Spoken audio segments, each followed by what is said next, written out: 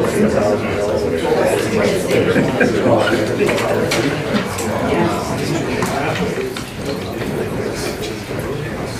guess there's no football games on the scene.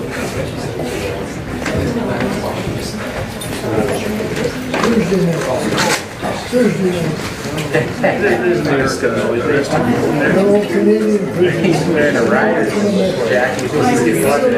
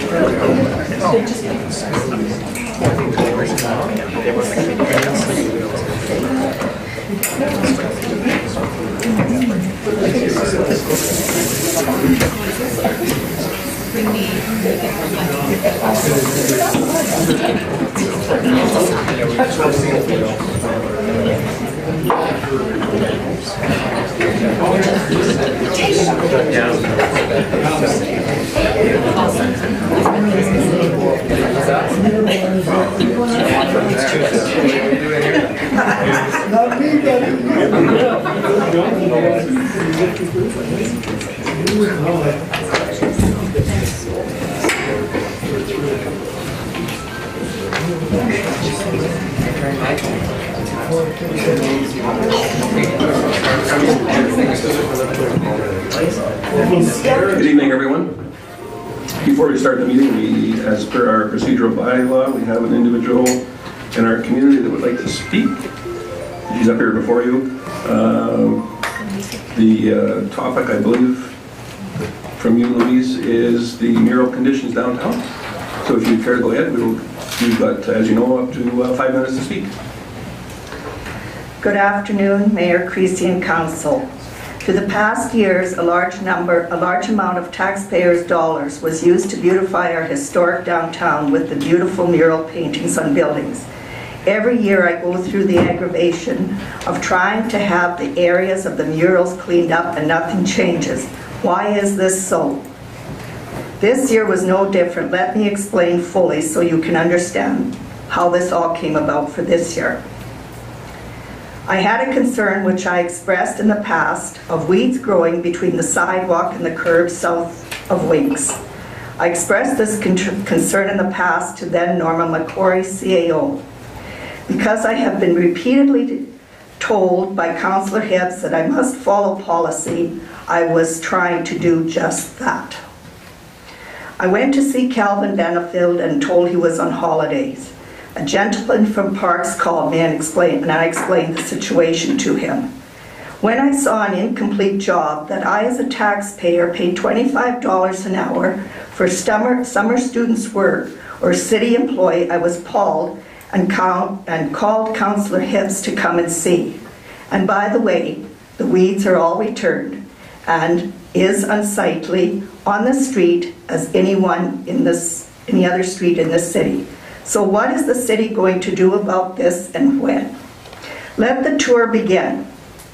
I then took Councillor Hibbs on a scenic tour of life that we as taxpayers have to live in central Alberta and the heart of Lacombe because of the state that it is in. We went through beautiful alleys full of overgrowth, garbage, dumpsters without lids, birds having strewn garbage about, properties that developers let weeds overtake with mounds of dirt, Properties not maintained both front and back with overgrowth, trash and derelict vehicles, overgrown trees and shrubs, encroaching on alleys, streets, and sidewalks, and the list goes on.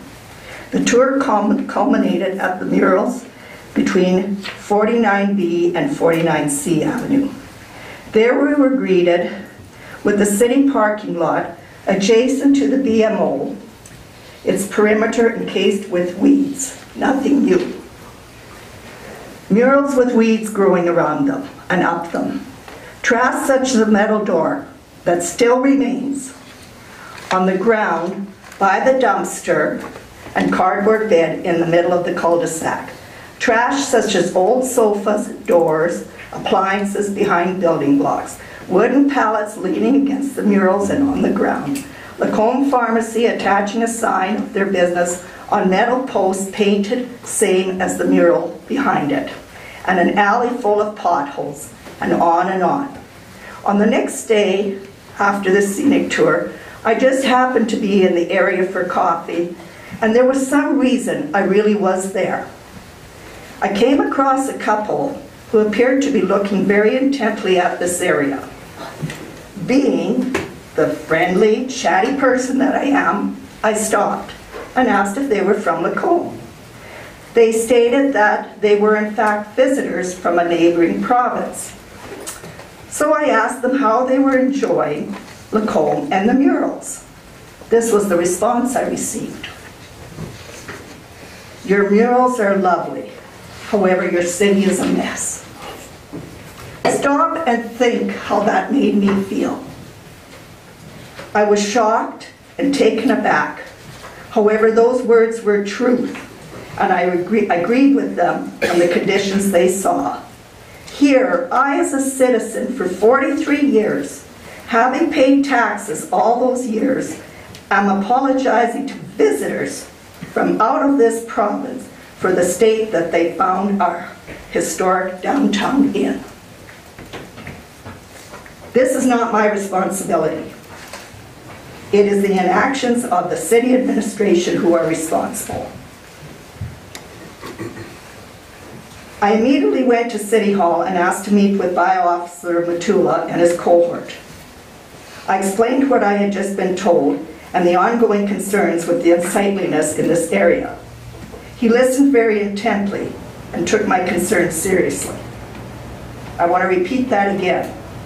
He listened very intently and took my concerns seriously.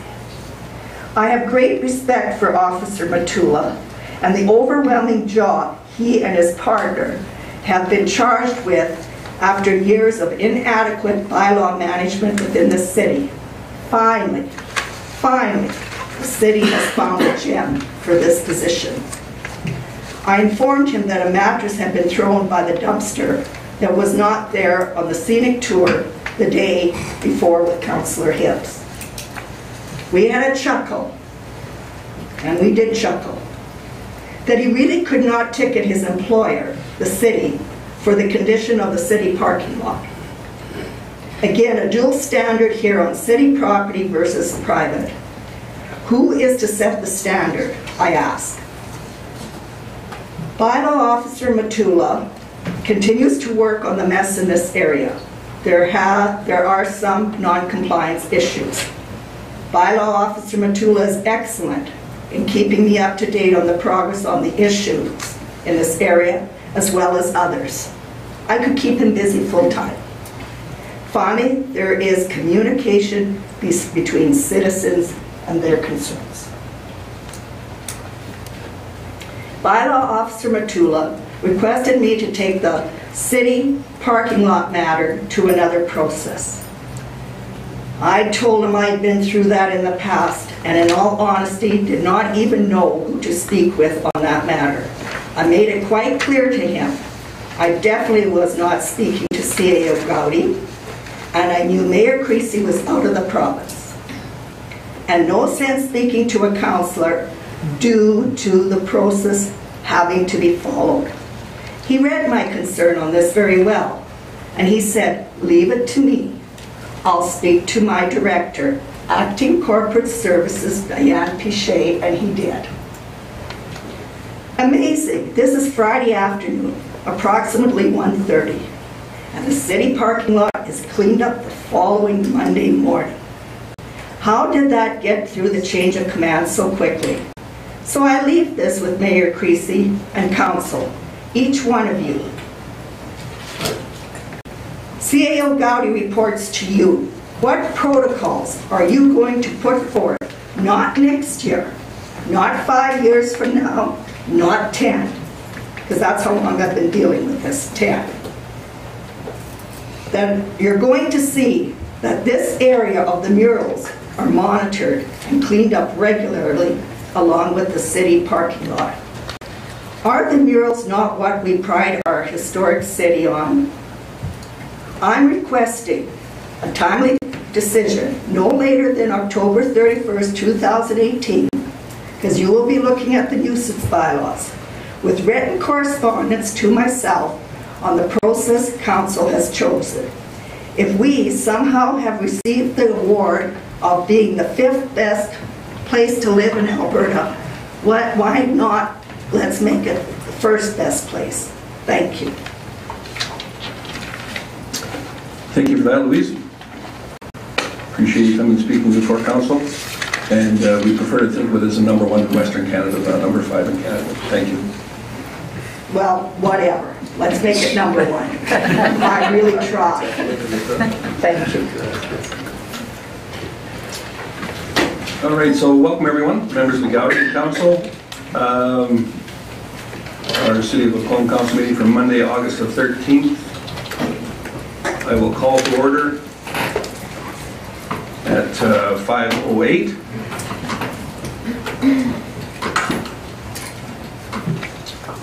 And has everyone had an opportunity to review the agenda?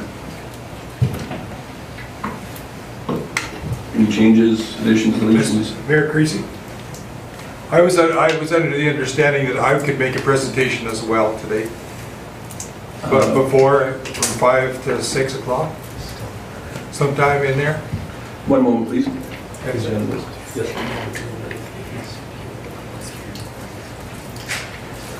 Are you referring to the public hearing? I was told that, or we were told at Youth Unlimited, that we could express our concerns about the pending endorsement of the location of the... You most certainly can. The public hearing begins at 5:30, so that's not started yet. But at that time, you're certainly welcome to do so.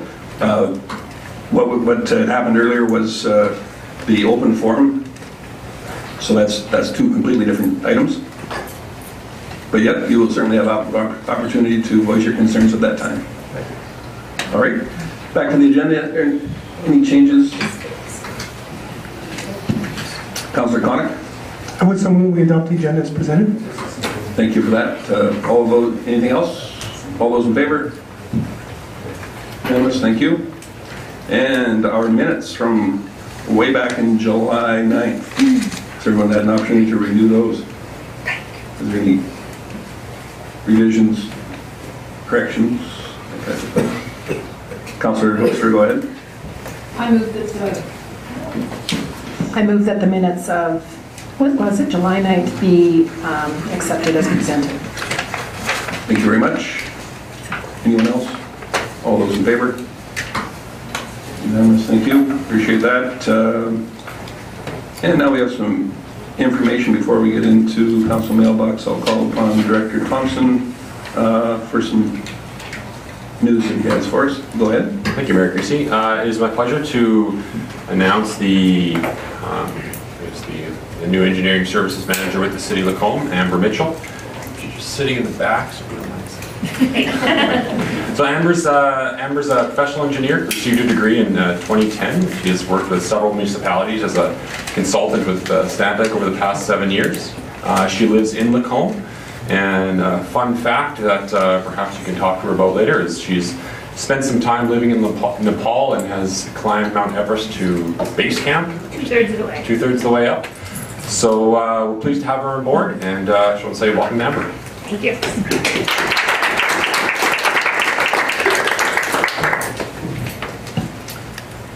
Thank you for that, Director Thompson, and welcome aboard, Amber. Council mailbox. Is there any specific items that we need to go through at this time?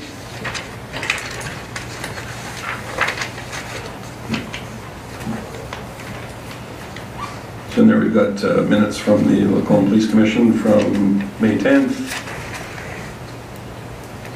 Anything on that item?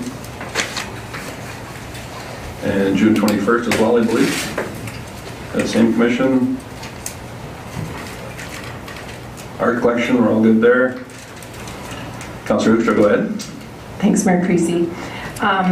First of all, I want to preface my comments with I really appreciate the art in Lacombe, but I just had a comment to make about under item 1 at the very end, they were talking about the signage that is needed on Main Street, and so the Dutch statue needed to be removed, or moved, not removed. And I just like to make a comment that it's a statue that commemorates Father Lacombe, so I would prefer that it be referred to as Father Lacombe statue, and that it be moved to an appropriate place in town, but not necessarily by the Christian schools. I felt like that perpetuated this idea that the Christian schools are Dutch schools, and that is not what they are. That monument is really about the history of Lacombe. Certainly appreciate you pointing out that error. I think perhaps the confusion came in, correct me if I'm wrong, I think that particular monument was donated to the city by the Dutch Historical Society, is that correct? So that's maybe where but certainly a point well taken, and we'll see that is cleaned up for future reference.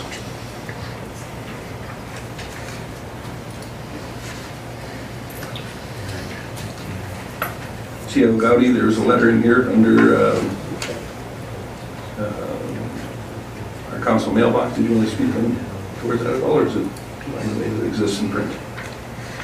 It was fairly self-explanatory, I think, but if there's any, it was just in respect to a comment we received post coffee with council in support of tiny house, the concept of tiny house developments. So if there's questions, we can answer that. Councillor Hibbs, go ahead. Thank you, Mayor Creasy. So I don't really have much comment on it at this time, but I'd like to sort of file this in the library for when we do get to Bylaw 400. I think this is something worth discussing, not necessarily saying I support or not against, or support it or don't support it, but I think it's worthy of a discussion. So can we just file that away to bring back at that time? After that, we had a progress report from Lacombe Regional Tourism, and some very interesting news in there. Any questions or concerns with that report at this point in time? And also the list of public notices in there as well for reference.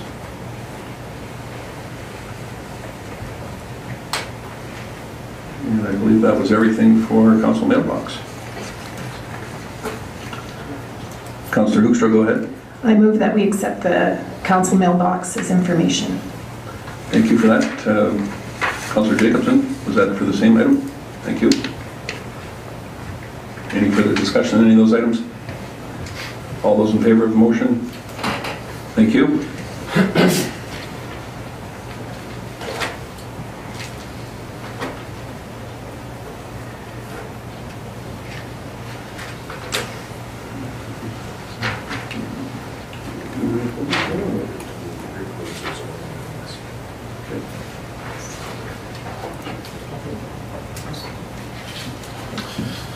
So, we've got a few moments left before our public hearing. I think we'll move down and ask Director Thompson to take us through Bylaw 400.17, proposed for first reading, the C6 item. Thank you, Mayor Creasy. Before council tonight is administration is presenting first reading of an LUB amendment which changes, or which establishes a C6 zoning district, changes definitions in the land use bylaw with respect to outdoor storage yards connected to a particular use. And it proposes to rezone 3 properties within the Lacombe Market Square outline plan to this new district. The intent of the C6 district is to reduce site development regulations for large-scale commercial developments. Doing so provides more certainty around developments and developers' ability to enter into agreements with a wide range of prospective commercial tenants that will serve the city and the region as a whole. So the list of permitted uses in this district is extensive, and while it is advantageous to an existing and prospective developers, it means that there may be less opportunity for administration or NPC to apply its discretion towards specific permit applications. However, given the type and scale of development that this district is intended to apply to, it is expected that a wide variety of mixed uses would be present. Included in the council report is a comparison of the proposed C6 district with the existing C4 and C5 districts for information. And administration recommends first reading of this bylaw and that a public hearing be set for September 10th at 5:30 p.m. Thank you for that.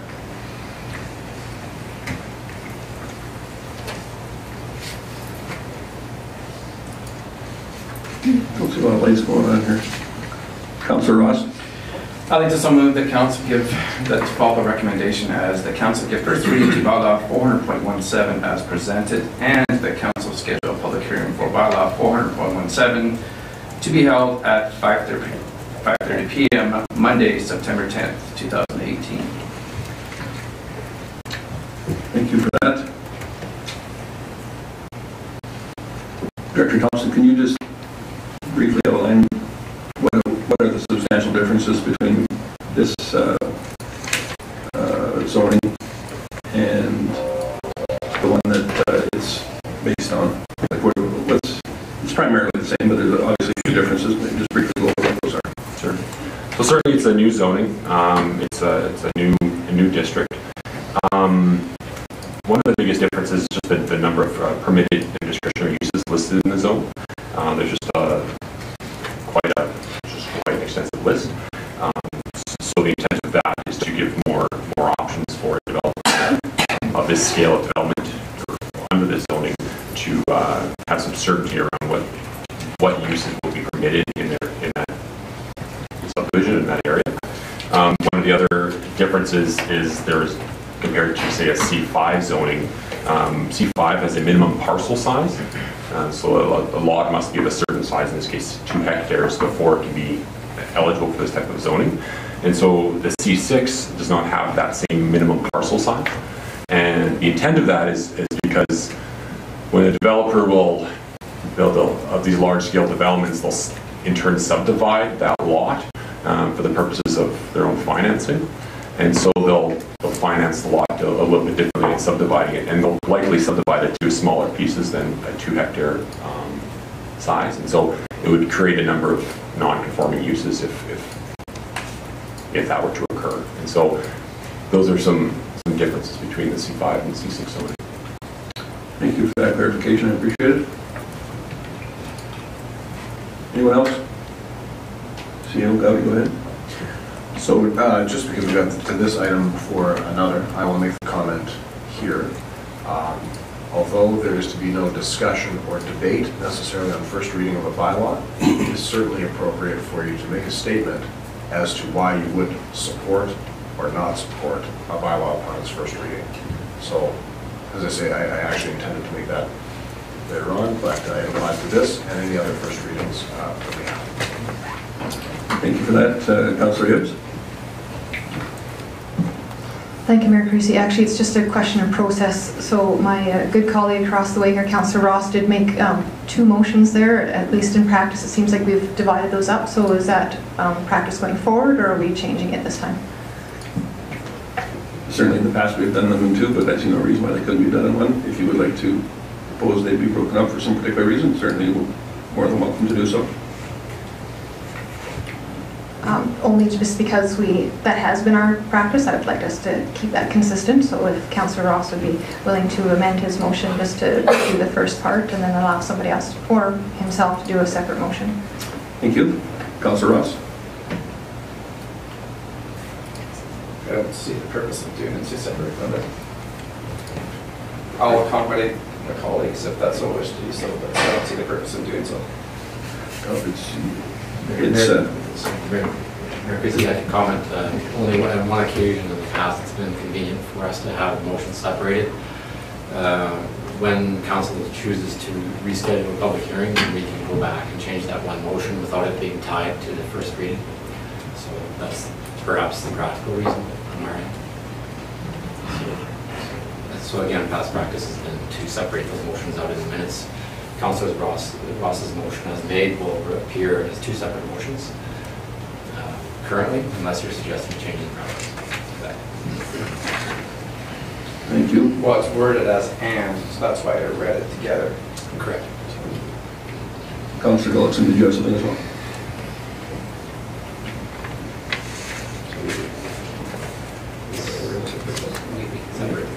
If we are going to separate them, then we'll need to vote on twice, so if you could just read the first portion back to us.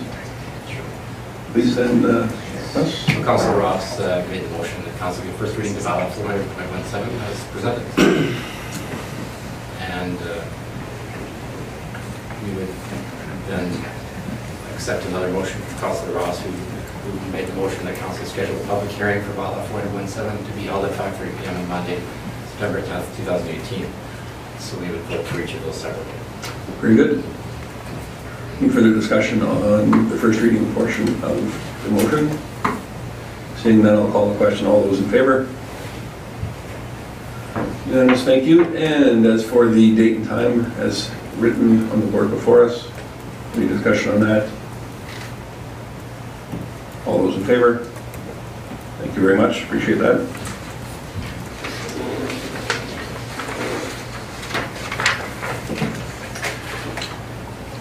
And then I think that we'll go over to Councillor Jacobson. Yeah, sorry, Mayor Crease. I just had perhaps a comment for administration regarding the agenda package in the future. Maybe to prevent this from happening, we change the nomenclature of the voting alternatives so that it's more clear. There should be appropriately two motions or one, so that would maybe prevent this from happening in the future. Point taken. Thank you very much. We'll now just do what I expect will be a rather short new business item. On page 2 of your package, under new business for board reappointments, I'll ask our legislative coordinator to go through board reappointments, please.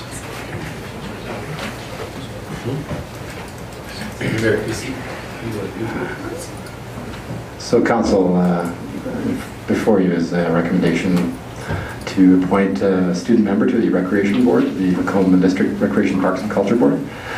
And this is a reappointment of an existing member as per the bylaw from the Rec Board. The student members are appointed on a yearly basis and it's subject to reappointment if you so choose. So the recommendation is that we reappoint Emma Joy Pocock as student representative to the Lacombe District Recreation Parks and Culture Board for a term ending August 31st, 2019. And that coincides with the school year.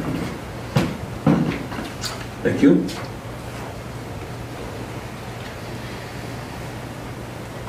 Here to make that motion, Councillor Hoekstra. Councillor, sorry, thought you were going for your button there. Councillor Jacobson, go ahead. Sure, I move that council reappoint Emma Joy Pocock as student representative of Lacombe District Recreation Parks and Culture Board for a term ending August 31st, 2019. Any discussion on that item? If not, I'll call the question. All those in favor? Thank you very much. Appreciate that.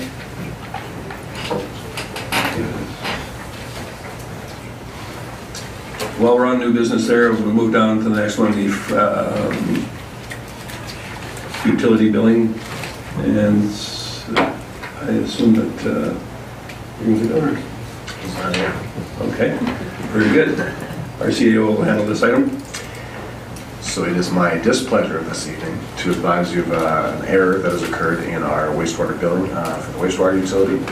Unfortunately, during our updates, we've discovered during a mid-year review that during our updates of the wastewater utility rates in January, regrettably, one of the rate codes was not updated from last year's rate code, which has resulted in some significant lost revenue from those commercial customers.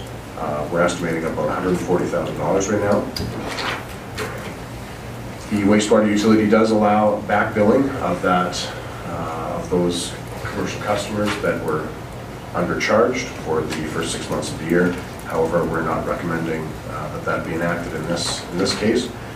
We are anticipating a surplus at the end of the year in the wastewater utility due to some deferred borrowing.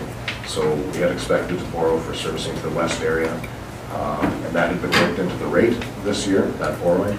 So we do expect that this will cover the shortfall in revenue. However, we wanted to bring this obviously to your attention as soon as we discovered the error and get your authorization, I guess, not to proceed with the bylaw, which does identify backbilling those commercial customers. Certainly unfortunate news. I think equally important, have we addressed this so this will not be an issue in the future? We most definitely have. We've implemented a process of there will be oversight on these rate codes, and we will be conducting sample batches of utility bills.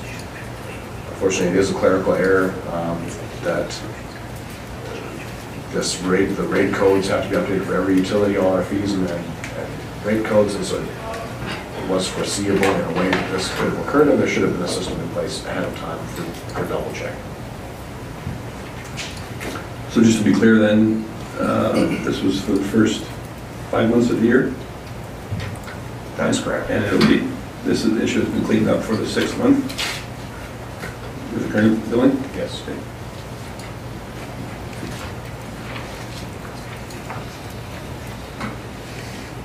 Any discussion on this item? Councillor Hibbs?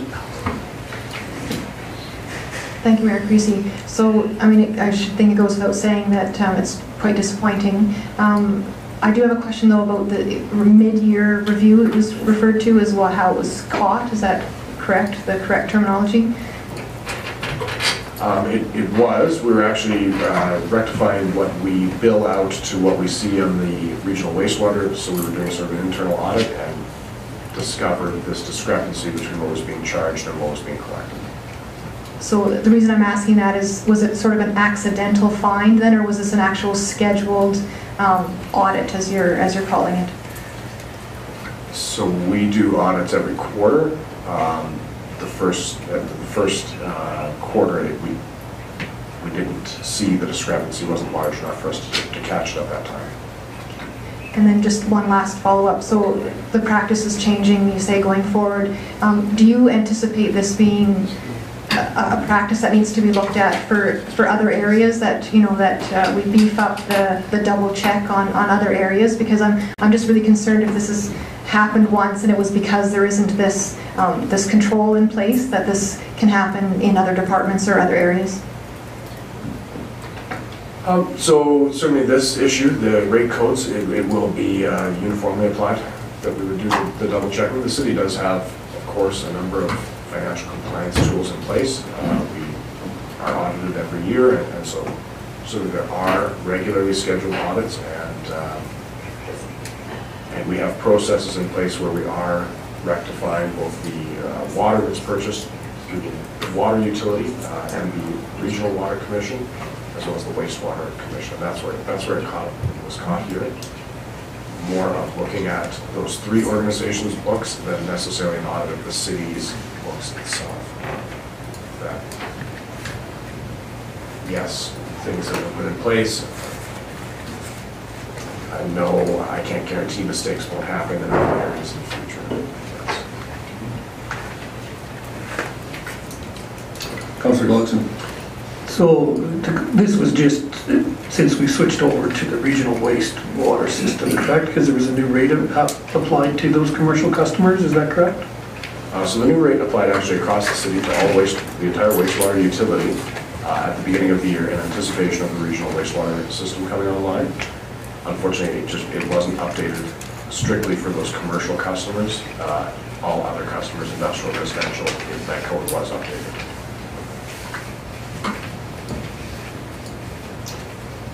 So for consideration of council here this evening, then, our CEO recommended that we not backfill for the previous 5 months. Does anybody care to bring that forward? Councillor Jacobson? Yeah, I would, and I'm not entirely sure I think on this yet. I suppose I'd like to see some debate on it. I certainly appreciate the sentiment of not prejudicing customers for what they haven't been, or what they thought they're going to be billed. However, I mean, these were rates that were passed and the rest of the city is paying their 2018 rates. I don't know. I'd like to at least see some discussion about perhaps even, you know, what we should have received and have that amount prorated over 6 months and add to their bill. I don't know if that's something we should even think about, but it does. I do hate to see that money just go down the drain. Or at the very least, I'd like to see some debate on that. If everybody's totally in favor of this, I guess I'm outvoted, but I'm not quite willing yet to flush that $140,000 down the drain. Pardon the pun. Councilor Ross. Thank you, Mayor Creasy. So, does customers understand what rate they're paying and the amount they used? Is this the end figure or the end result of the end number was not correct, or was the amount of the per cube not keyed in correctly? Did they understand that what their rate they were supposed to be paying, what they're agreed to before? Because I agree with Councillor Jacobson, there should be some mutual responsibility here, and I guess errors are errors, but the rest of the citizens have paid the rate that they should have been charged. So I believe taking some responsibility, but not 100%. So we did send out in the utility bill newsletter at the beginning of this year and last year information as to why the rate was going up and what the new rate would be. So certainly we did advise all of our customers that the rate would be going up to the current rate, to the 2018 rate. You had a question about the cubic meter rate. It's actually it's two things in this instance. In 2018, we both increased the commercial, the cubic meter treatment rate for all wastewater in the city, but we also increased, based on our observations, we were seeing that for every cubic meter of water that the city purchased, we were actually putting just over a cubic meter of wastewater back into our wastewater utility, and so we also increased the recovery from 80% of water sold is what you'd be charged for sewer to 100% of water sold is what you'd be charged for sewer. So there's two sides to the increase that were felt by all customers in the city, other than these commercial customers who were advised, but correct, have not been charged them. Councilor Ross, if it's short, you can go ahead. Sorry. Thank you, Mayor Creasy. I do agree we should be discussing a percentage of what we want to recoup, not zero. So I think most people are reasonable within reason that there's errors in administration and so forth. And I think if at 50%, people would say they're still being treated fair. So. Councilor Ucho. Thanks, Mayor Creasy. I'm conscious of the time, but I guess we can't lose sight of the fact that they're already going to realize a new rate in their next bill. Plus, if we are going to ask them to recoup or to pay some of the past fees, they're going to kind of get a double whammy.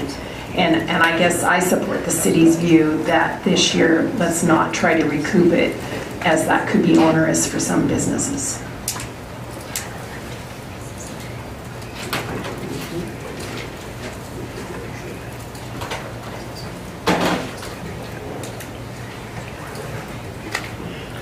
We do seem to have a little difference of opinion on this particular item.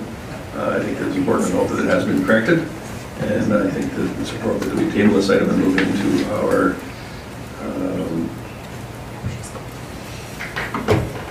public hearing. Thank you. So if someone would care to make that motion to table, I would appreciate it. Councilor Jacobson? I move we table this motion. Thank you very much. All those in favor? Thank you. So we spent a couple minutes longer than that than perhaps we should have. It is now 5:35. I'm going to declare that the statutory public hearing is open, and the hearing is going to be held pursuant to Section 7, 8, 230, 606, and 692 of the Municipal Government Act 2000 as amended. I'll call upon our legislative coordinator to confirm the details of the hearing, please. Thank you, Mayor Creasy. Mayor Creasy and Council, the purpose of the public hearing is to allow the general public to provide input to the proposed amending bylaw 400.16. And I just need to pull it up here. Bear with me. There you go.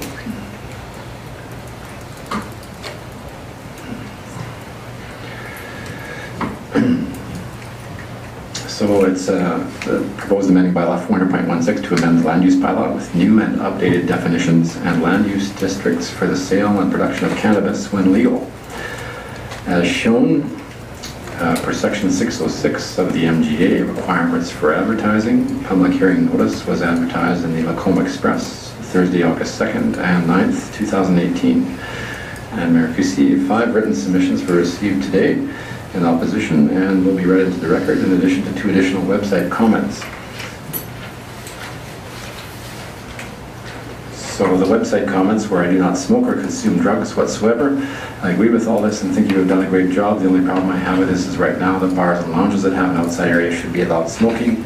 And there is a place for the smokers to go instead of going on public roads and sidewalks. It should be your option then to go in these areas. This is creating a problem in bars in the Lacombe area and is being enforced by the liquor board and affecting the sale of liquor and paying off the Alberta deficit. There is no reason for Alberta to have a deficit. The second comment on the web was, let it happen. Let Lacombe progress and grow. We have 1 million liquor stores and churches. What's a legal cannabis store going to do other than keep Lacombians in Lacombe instead of driving to Red Deer? And also liquor is legal. And yes, how many accidents and murders will happen and we still have them? Cannabis helps so many people. And we have a request here, the first letter from Mr. Sandy Douglas, simply a request to be included in the public hearing, and he'll speak later to the Bylaw 400.16 amendments. And as everyone will have that opportunity, the mayor will point out shortly. He just requested to be invited to the table to speak on the cannabis item. And another submission from Margaret Garrett, a Lacombe resident. Read the cannabis bylaw. After having read a large portion of the information put forth by the city on the proposed cannabis bylaw, it would be my recommendation that the sale of recreational cannabis should not be permitted in an outlet that is close to any school. I would suggest within a radius of 1 kilometer of a school. I feel this would present a reasonable deterrent to any student of age who might wish to purchase the product during a break from school. It is possible that the placement of schools in the city could prohibit that suggested distance. Nevertheless, it is up to the Community Council administration to put some kind of safeguard in place to protect students. I understand there are a couple of possible retail outlets that are zoned C2, retail sales discretionary, that would be affected by my recommendation. As an aside, I do not have any issue with the sale of medicinal cannabis in any retail outlet in the city, regardless of their location. I would also recommend that the third reading of the proposed bylaw should not take place at the August 13th meeting of City Council. Some time should be given to absorb and consider the comments made by citizens as a result of tonight's submissions. Thank you for your attention.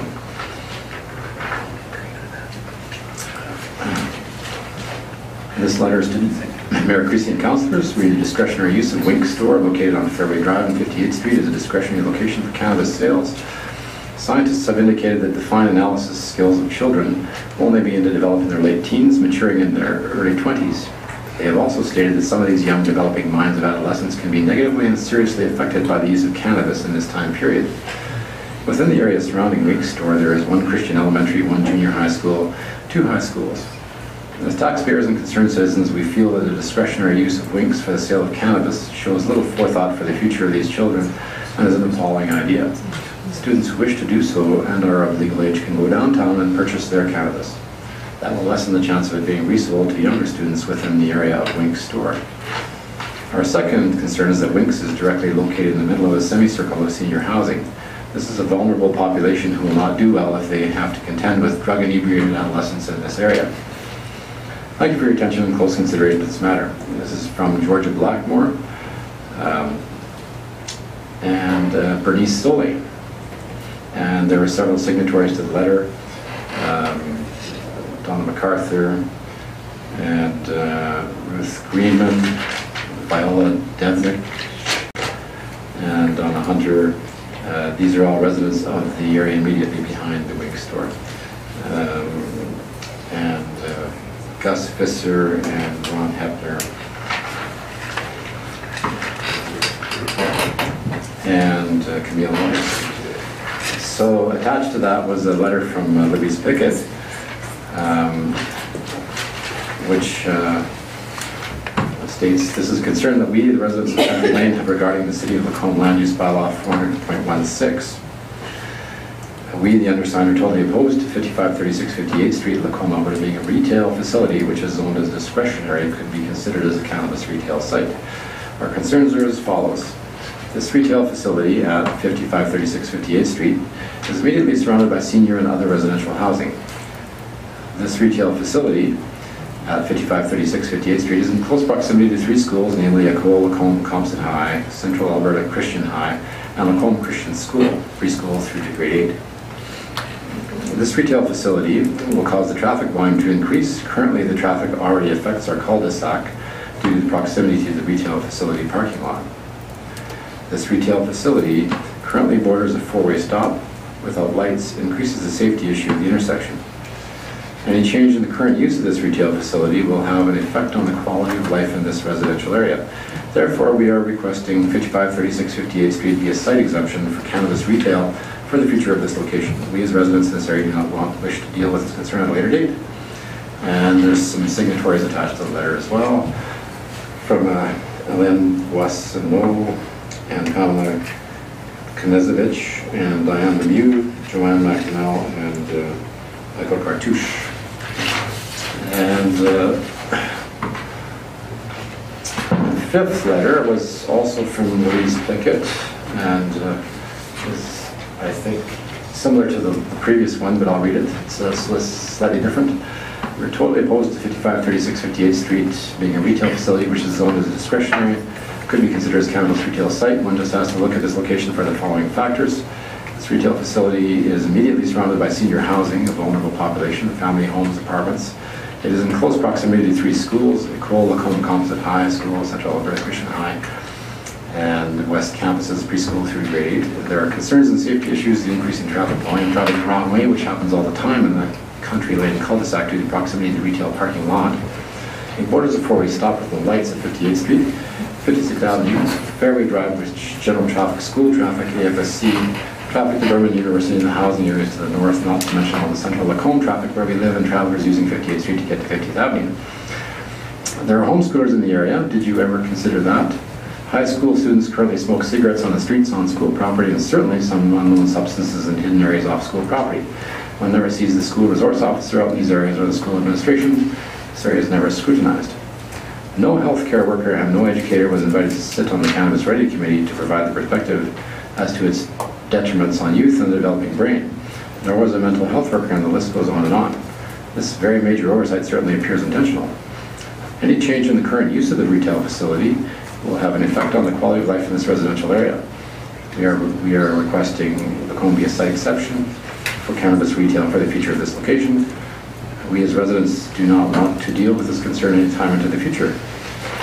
And that has some signatories as well, as Louise and Ross Pickett, and Andrew Dent, Linda Kempt, Barb Kanash, Chelsea Gavins, Moria Ellen, Brandon Lang, Joyce Fitzgerald, Goldie White Cotton, Emily Smith, Vicky Bruce, Jason May,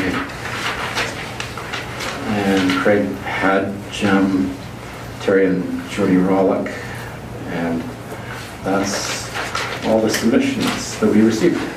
Mayor Creasy. Thank you for that. Thanks to all the people who took the time to put their statements in writing. We are going to make time for anybody that wishes to speak, and I would remind everyone giving oral presentations to please clearly state their name into the mic once it's turned on, the red light's on the podium up here. And we're happy to hear from you.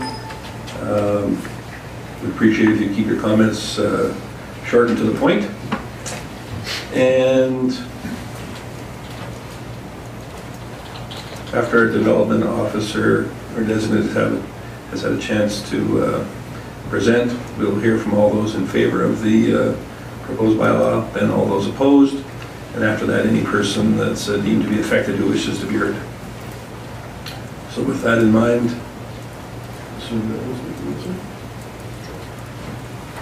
Director Thompson, if you'd care to start on this item, please. Thank you, Mayor Creasy.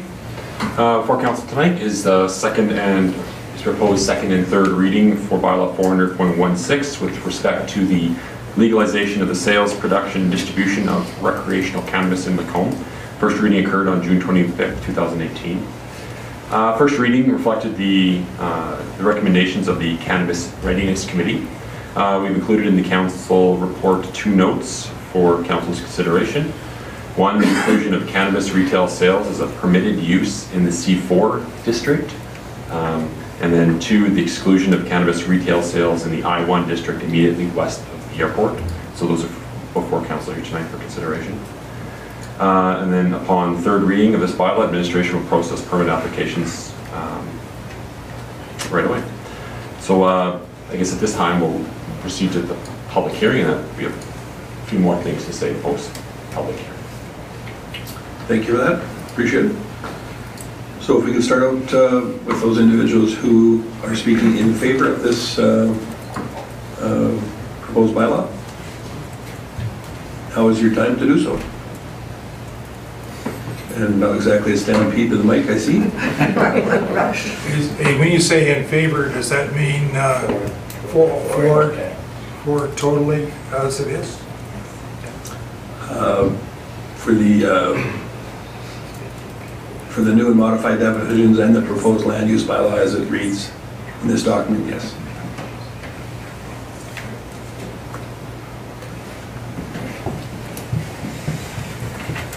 Come on up there, gentlemen.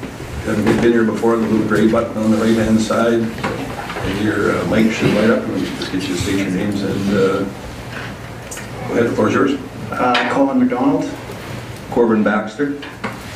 I just wanted to talk about the C5, or I believe it's C5, the shopping center district, being a discretionary use for the English Estates shopping center there. Just, we've been in talks with Anthem Properties and just basically looking to hopefully get that as a permitted use, and I did email most of the councillors as well as Mayor Creasy.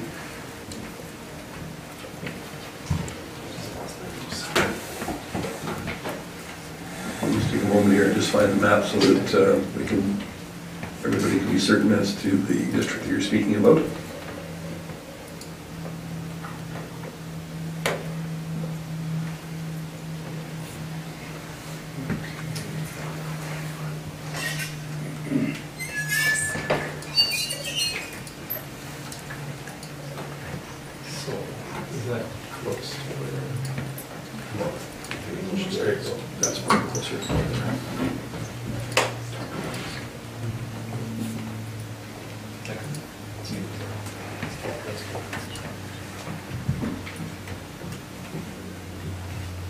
Does it help you with your explanation there, or you're fine with the... Yeah, the yellow. Yeah. Right on the north there. Not quite that far. On the bigger block then? Yeah. Scroll down a bit. There, you're good there.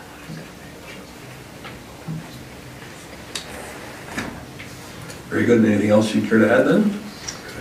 That was it on our end. Yeah. So you're in favor? Yes. And just to get your spelling right for the minutes, please, Colin McDonald? Yes. And Corbin Baxter? Yeah. And I believe our CEO's got something you'd like to add as well. So I just wanted to confirm, so you're proposing, you're saying you're in favor, but you would like to see, actually, I heard the zoning be permitted, not just correct, discretionary. Yes. You'd actually like to see C4, they're in support of C4 being a just permitted use, C5. C5. Being a permitted use. Yes. Thank you.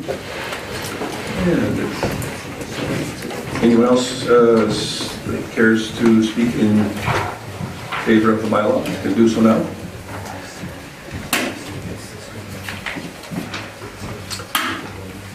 I'll call one more and final time for those wishing to speak in favor.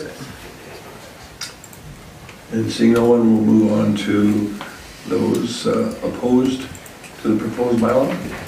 Is there anyone that would care to speak in opposition? Now is your time to do so. I thought that there was others that were going to be before me, but if you'll accept me now, I'd like to speak to it. Up to you. You're certainly welcome to go now. I'll state my name, of course. I'll just get you to turn the microphone on, please, Sandy. Thank you.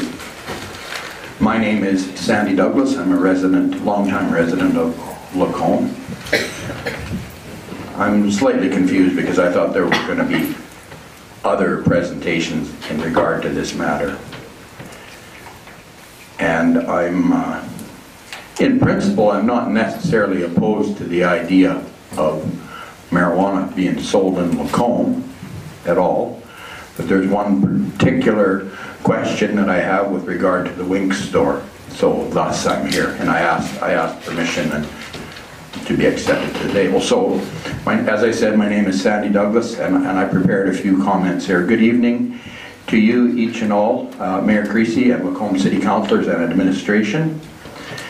First of all, as an aside, let me please say that thank you for your service to this great city, and thank you for including me by providing this opportunity that I may speak to this particular issue of cannabis and potential sales outlet here in our community. I'm speaking specifically of the Winks over here, which is close to the schools in my opinion, and so therefore I question if maybe it is a little bit too close to the schools. I believe that I have a solid understanding of the substance. I do not use cannabis now, at this point in my life. I have used marijuana recreationally in the past. I did not ever use marijuana until after age 34 years when I broke my back. I am approved currently for medical use, although I have not found it necessary in the past few years. Please allow me to say that I appreciate your efforts in regard to this cannabis and the cannabis committee and the whole issue. I want to say that I feel that individually or as an entire council, however you choose to separate that phrase, that you are inconsistent. Let me say that again, inconsistent. I get it that you're probably attempting to create a level field of fair play toward all potential cannabis sales outlets. I mentioned on the night of your swearing in of new council, I mentioned for one to the chief of police and to a couple of councillors, I mentioned to city council and subsequently to members of the cannabis committee that school bus drivers should be required to provide a urine analysis. I immediately got the response I received that that's a school issue and therefore that would be taken up by the school board, which is fair enough. And so that's why I say you're inconsistent, because this Winks is right close to the school, so then the school board then might look at this issue as opposed to the cannabis committee or in addition to the cannabis committee. I insist that even though it is a school board issue, those buses are on city streets each and every day for the short time to drop off the students and pick them up. They're on city streets. So it's more than just a school board issue, the whole idea of cannabis. And so therefore, I suggest to start, school bus drivers might want to have a urine analysis like in other industries. So I say inconsistent because in that case it was conveniently passed on to the school board. So has the school board been consulted on today's issue here, this issue about a sales outlet nearby to the school? As an aside, I have a particular, I'm very particular about exact language, and I think that it's important in any case and in every case. I noticed on your minutes the listing of all councillors and mayor, etc., and it says deputy mayor. I asked that question some time ago, and I was assured from the previous council, I was assured that there is no such thing as a deputy mayor, that it's acting mayor. So which is it? Like, it's got to be one or the other. I find I find it frustrating to hear one language and then hear another language, and like it's got to be one or the other. To me, two different things doesn't cut it. And so therefore I say, coming back to this issue here, Winks is really close to the school, and so therefore that would be a school board issue, because the answer I got about the bus drivers and a urine analysis, that's a school board issue.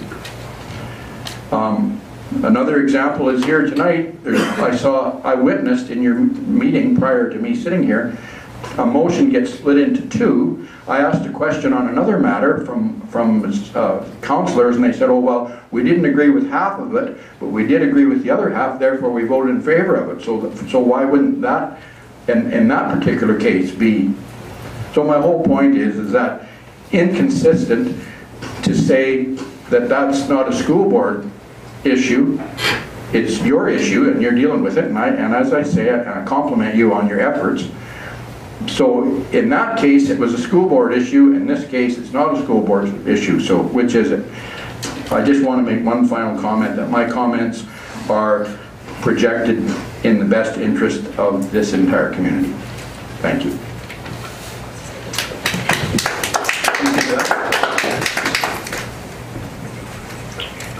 So, although it's not necessarily correct for me to speak at this time regarding those questions, just so as to avoid confusion down the road, the city of Lacombe is not in charge of school bus drivers whatsoever. We do look after area zoning, which is two substantially different and completely separate issues. Of course, and I recognize that. I recognize that. And I understand the political structure, and I absolutely understand what you're saying. Nevertheless, it would seem to be in the best interest of the city of Lacombe to make a recommendation to the school board with regard to the school bus drivers, because those school buses are on city property. And I'm being stubborn about this because some young guy gets out of school or even quits school and goes to work on an oil rig.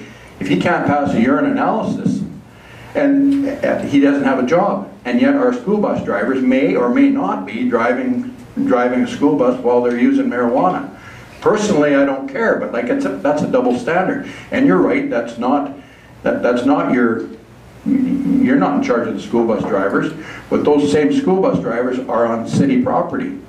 So in my mind, I've backed those school bus drivers right into a corner. Like, come on, either you are or you're not. I agree with you 100%. The school bus is the school bus, and the city is the city. But those school buses are on city property. So, thank you. Anybody else wishing to speak in opposition? Please step forward. No, just in the bottom right-hand side, there's the button. Thank you.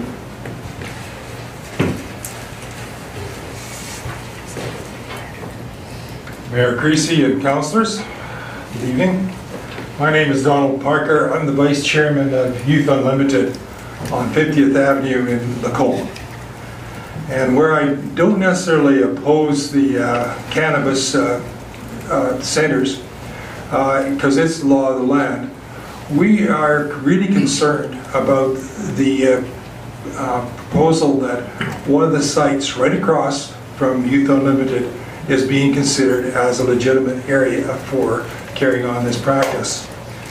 In case you don't know, Youth Unlimited works with the vulnerable youth in the schools and in the community. We also work with single moms, helping them getting a routine going for their children so that they bring up healthy families. We also work with vulnerable young men who are having a tough time. Either they're removed from their families, but we have a residence for them. And that is just the beginning of a lot of things that we do for the youth in town. Now I'll just get back to the thing that I'm most concerned with. These are vulnerable youth. They're impressionable. They are very easily swayed one way or another because of the stresses that they have in their lives. Some of the things that go on at the Youth Unlimited is it's a safe place after school for some kids. There's tutoring that goes on, continuing education, helping kids make the grade where there's no chance of them getting it that help at home. They work with single moms and get the routines down and help them in their working with their children so they have proper routines when it comes to discipline and so on. There's family celebrations in that location quite frequently. And there's outreach programs where the Youth Unlimited talk about a better life for the future, and it's very constructive. Now, I was noticing that is there any grounds where you could reconsider that location as being desirable for a cannabis shop? Well, I went to the regulations from the city of Red Deer. Now they say that a cannabis shop should not be within 300 meters of anything that has to do with youth, it has to do with medical, has to do with daycare, and all these things are happening at the Youth Unlimited Center. It also, I went to Wetaskiwin, and they're 100 meters from any medical shop, including pharmacies. Even the cash shops are included in that. And there is a cash shop, I believe, on that street. The other thing that was noticed is that in the smaller communities like Wetaskiwin, Stettler, and Camrose, and Olds, they have designated areas. And they are not usually found in the downtown area. They try to separate this outreach to the public in cannabis from the regular mainstream commercial. With all those things being in consideration, I'm asking that you guys take a look at the vulnerability and put yourself in their place. What would be the best thing that you could do for these kids to make sure that their walk is straight, that their hope is in their future, and that help come alongside the people that are trying really hard to make a difference in their lives? With that, I think that we're not against the cannabis shop. We just think it's unwise that you're endorsing a location on 50th Street where you are right now. And thank you very much. Thank you, Mr. Parker. Anybody else that cares to speak in opposition? Thanks, Mayor Creasy. Could we change the map, sorry, Ross, to be on page 52 rather? You've got the, yeah, that one. Okay.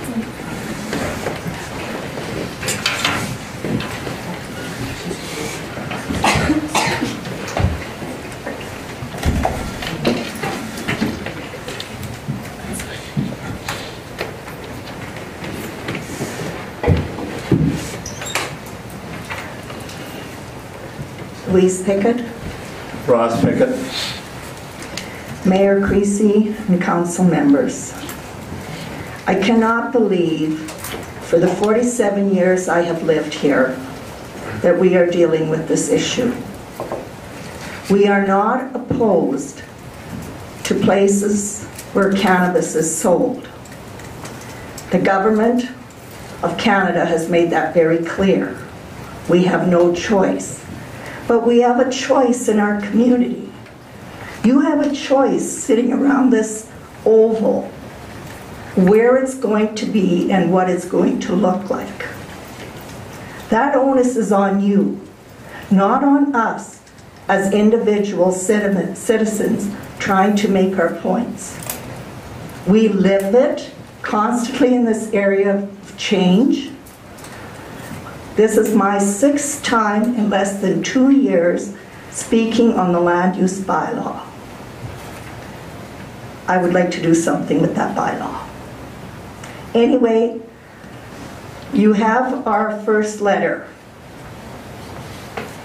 with a great number of signatures. These are citizens who built this city, many of them older than us. We came here as 20 and 21-year-olds. We've lived here 47 years, so do the math.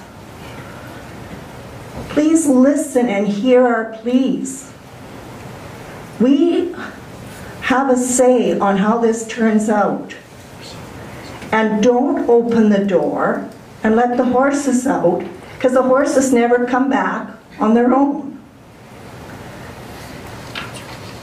It really concerns me that this Cannabis Ready Committee didn't even have the consideration to maybe ask a past user, didn't have the consideration to ask a medical professional to sit on it, didn't have the consideration of an educational person, be it teacher, a psychologist, and all of that.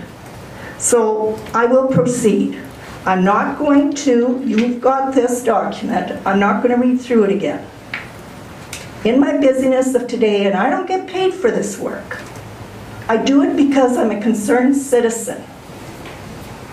I didn't have time to formally write the second part out.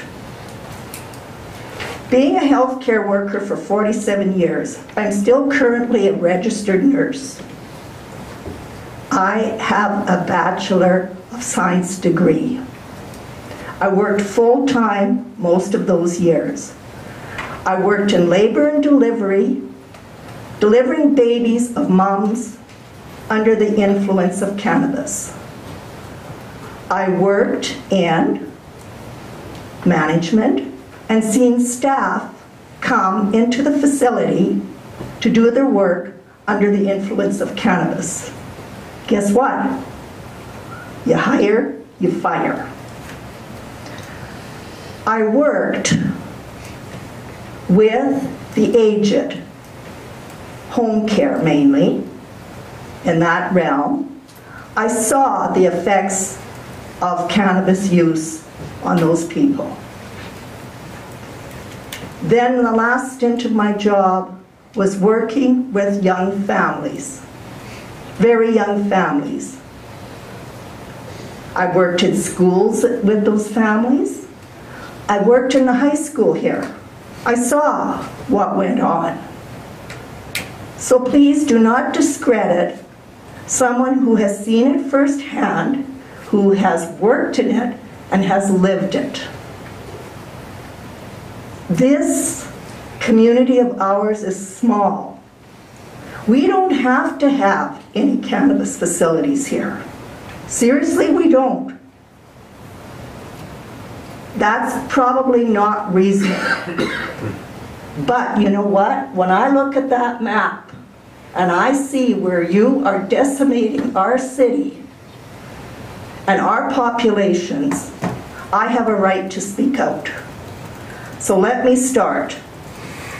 And this is from the Canadian Pediatric Society, posted May 3rd, 2017. It's current information. You can read it and you can ponder it. Cannabis and Canada's children and youth. Cannabis is frequently used by Canadian teenagers. Use during adolescence can cause functional and structural changes to the developing brain, leading to damage. So where you're proposing to put, because you're open for business, but I think perhaps I need to coin that, is that you're open for cannabis too. Look at those locations. Look what Mr. Parker brought out to you. Did you even consider that? No, you didn't.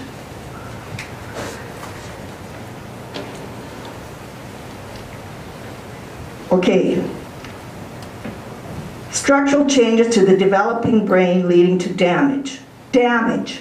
Irreversible damage. Use in this age group is strongly linked to cannabis dependency and other substance use disorders.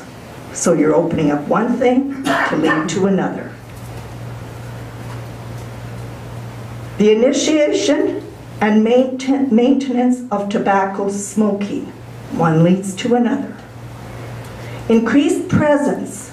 Think of this. Increased presence of mental illness, including depression, Have you ever lived with depression and know the hell it is? Let me tell you, it's hell. And seeing a person in it is awful, and being a healthcare worker and not being able to do things for them. Anxiety and psychosis, impaired neurological development and cognitive decline, and diminished, this is a good one, diminished school performance and lifetime achievement. Read that under the position statement, Canadian Pediatric Society. And you didn't include any of those people on your Cannabis Ready Committee? What were you thinking? I have been a nurse for 37 years, and I've seen this and I have lived it. I've seen the horrors. Now, the smart thing to do would be to really look at those sites, eliminate it, 100 of them, and you'd still have plenty of places. The only counselor that I have heard, well, there's two, I won't single you out. Reuben Connick has come to, I've gone to him and I've spoken about this. He said, Louise, you need to convince the others. Maximum we should have is 4. You know what? I think we could live with 4. You don't open it up so every Tom, Dick, and Harry is going to open a shop, because you know that's what's going to happen. We got to get on this bandwagon fast to make the most profit. That's where it's at. So it's location, location, location. That's what it's about. It's not about filling the city's coffers on something that has this detriment. And you cannot tell me that these people that are vulnerable, that Mr. Parker said, are vulnerable young men, impressionable, easily swayed, single moms pulling at strings to make a go of it, getting caught the wrong way, and guess what? The children suffer, and so do the mom. Youth Unlimited, these are our at-risk populations. And Mr. Parker is correct. It should not be where you have indicated all of downtown and the streets where children congregate. There's doctors' offices there, there's cafes there. It just overwhelms me, the closed thinking that you folks think you're doing so good. You're doing harm.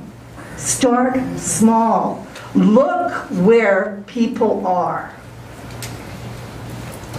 I live close to the high school. You know what? You can't walk those paths with those kids on there. They're smoking tobacco. They're doing a lot more. It is scary. You don't live in that area. You don't live it like we do. And to look at that Wink store, look at the condition and the troubles that have been there. So lastly, I'm talking about location, location, location. Cannabis is here whether we want it or not. And for a councillor to say to me, go and talk to Justin Trudeau. Yeah, I'd really like to. I really would like to. What good? I can't even really speak to my councillors on this. That's why I'm here presenting, because individually I couldn't. So stop and look where you're putting it. Go back to the drawing board. Put this on hold. You have 2 months. What's the rush? Work really hard, engage people with different backgrounds. You will have results, good results. You won't have problems. That's what we're trying to avoid. So abort hearing 2 and 3 and go back to the drawing board and limit the sites, as Reuben Connick has said, to 4. Start small. We've seen too many flub-ups in the city. We saw another one tonight. But these are human lives. These are people that matter. Everyone matters. There's daycares where you have put sites. There's one just down from Circle K now, originally the Mac store. There's one on the other street, it's blocked off by the lovely tree, okay? We've got the LMC in the middle with the library, young families, aged people coming and going. Be realistic. There's doctors' offices down there. Now you'll say, well, they can't smoke there. We know how that goes. They can't drink there either, but they do, illegally, not in places. So being liberal in what you've done with this, you need to really step back and take a look. And I do appreciate Chris Ross saying, shouldn't be at Winks. There's plenty of facilities, he has said, that where there are no people that really gather, and that would be across Highway 2A. There's plenty of place there. Don't desecrate our downtown with businesses that are trying to make a go of it, and we have to deal with that.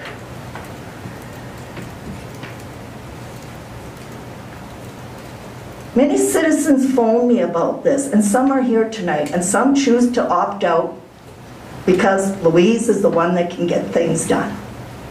I encourage them to phone you. Why do they tell me they can't talk to you? That concerns me. Even I have a hard time, I have to agree. Go back to the drawing board. You have 2 months. You can change this. Get people on board. There are many educated people here with lots of resources that could advise you on this. And look at the Canadian Pediatric Society concerns on this.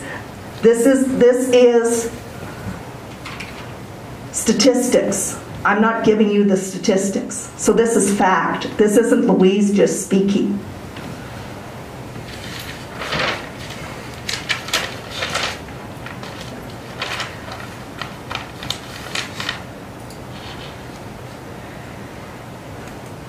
People will get it whether they are of age or not. That's the bottom line. There's vulnerable people out there, there's schools, it happens all the time. I don't think any of us here could say we were the perfect teenager either. And if we were, we weren't a normal teenager. We pushed the limits at times. But parents are different nowadays. They don't have a lot of times a mom and dad who comes home at night. They're working or they're doing other things. Society has changed. So what I'm talking about here is the health and welfare of our city. It's not about me. Eventually I'll leave here. Probably not as soon as you would like me to. But I'll be gone. Okay? It's very hard to live here. We work, we struggle, we try to bring our point, but you know what? This is the biggest struggle of all because it's societal. It's not garbage dumpsters, okay? The garbage dumpsters were nothing. If I could have walked like I did 5 years ago, you would have had pages this long. Yes, there'd be people who are for cannabis. I'm not disputing that. There are people who definitely need it medically. I'm not one of those yet, and if it should come to that, I will need to make a choice. But I am definitely not one to use it recreationally. And to be told by a counselor, well, Louise, many in your age group use it. How did that make me feel? No. Don't lump me in with the ones that use it, because Ross and I certainly don't know anybody. We're not friends with anybody that uses it. We made that choice way back in the 60s. We were doing it. Amen to that. So that's really all I have to say. I'll let my dear husband, who has put up with me for 47 years, speak his. My concern is that cannabis stores being located close to areas where there are young people. They're vulnerable. It can lead to crime, and we all know that crime is increasing steadily. Talk to any police officer. They have to struggle with it. And as you make it more available to them in spots such as, let's use zigzags as an example, where the ball diamonds are, the soccer fields. You've got impressionable young people, people that come in for tournaments, etc., are there. They may use it, they may not use it, but it's still being dangled there. There are a lot of areas around town where the youth are close proximity to what's in that map. So, as Louise outlined, carefully look at locations. Numbers aren't necessarily what I would say important, although free enterprise, and I've been part of the free enterprise for many, many years, and the fittest will survive. But here's a chance to be different than what other places are. I know Red Deer's said they have something like 32 liquor stores. They're allowing 36 cannabis stores. That's an awful lot for a population of 100,000. So carefully look at where you are thinking of putting these places. It's not hard to be different. You might be commended for it, and you might be reprimanded, because there's two sides to every story. And our side is that we like to see it controlled in the best possible way. Thank you. I would just like to say one more thing before I close. Don't think that this is not going to lead to problems. And to think that you're going to be able to put the societal things, the resources that are needed. I've lived here for 47 years. The closest resources we have had is Parent Link, and FCSS, and the U-turn. We do not have enough mental health counselors. We don't have anything for drug addiction.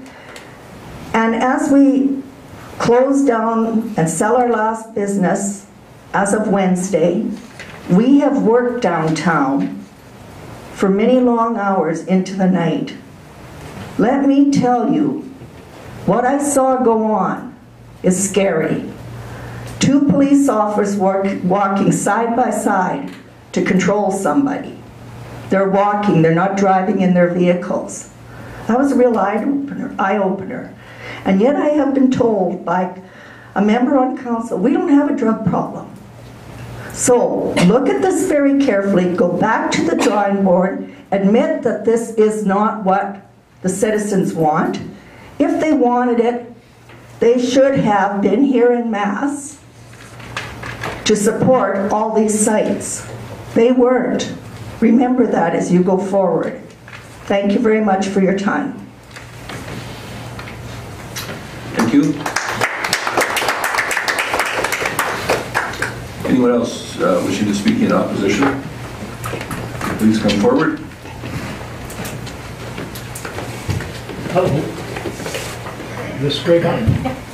I'm Bob Schindel.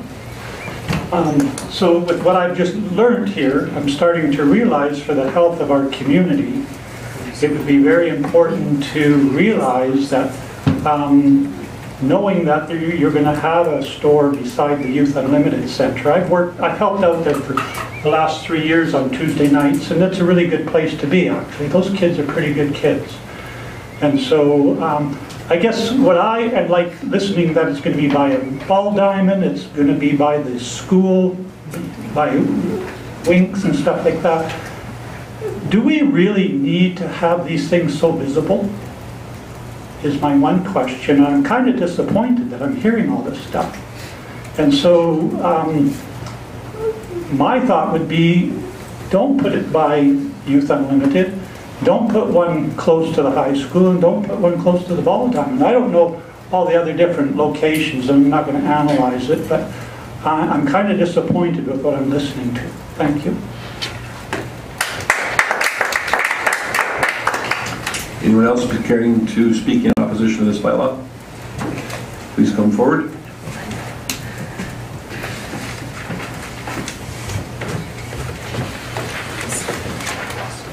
My name is Lee Heindel, and we're going to have this cannabis no matter what happens. But I'm an addict, and I'm driving for 45 years. And the more we have these places open, we're going to have kids getting addicted to it. And when I hear two councillors saying that we haven't got a drug problem in the city, that really annoys me. Really bad, because we have a problem. And so I just like to say, watch where you put these stores. That's all I ask. And just listen. Council does not listen to people. I've said this for 6 months now. They don't listen to it. This time, please listen. Thank you.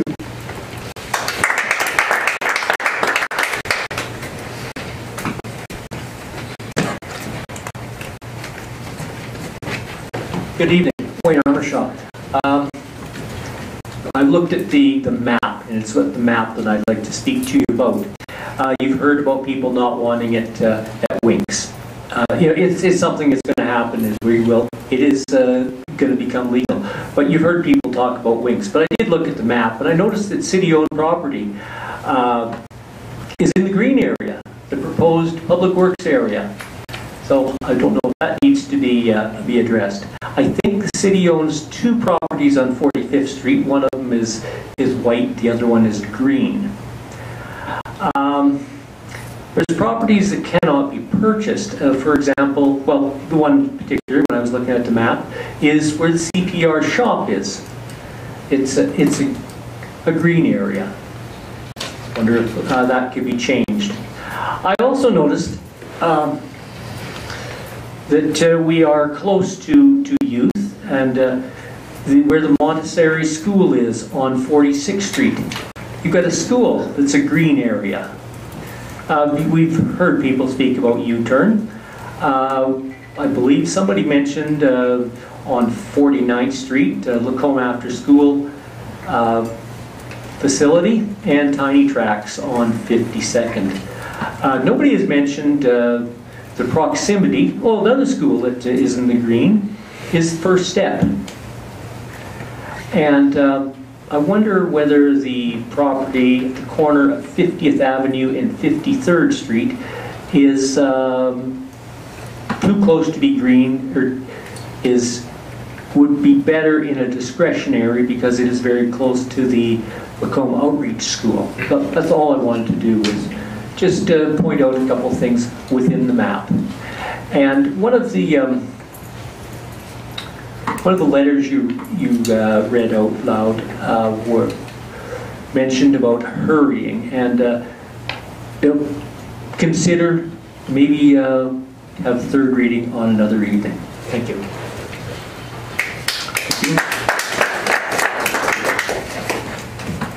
Anyone else wishing to speak in opposition of this bill?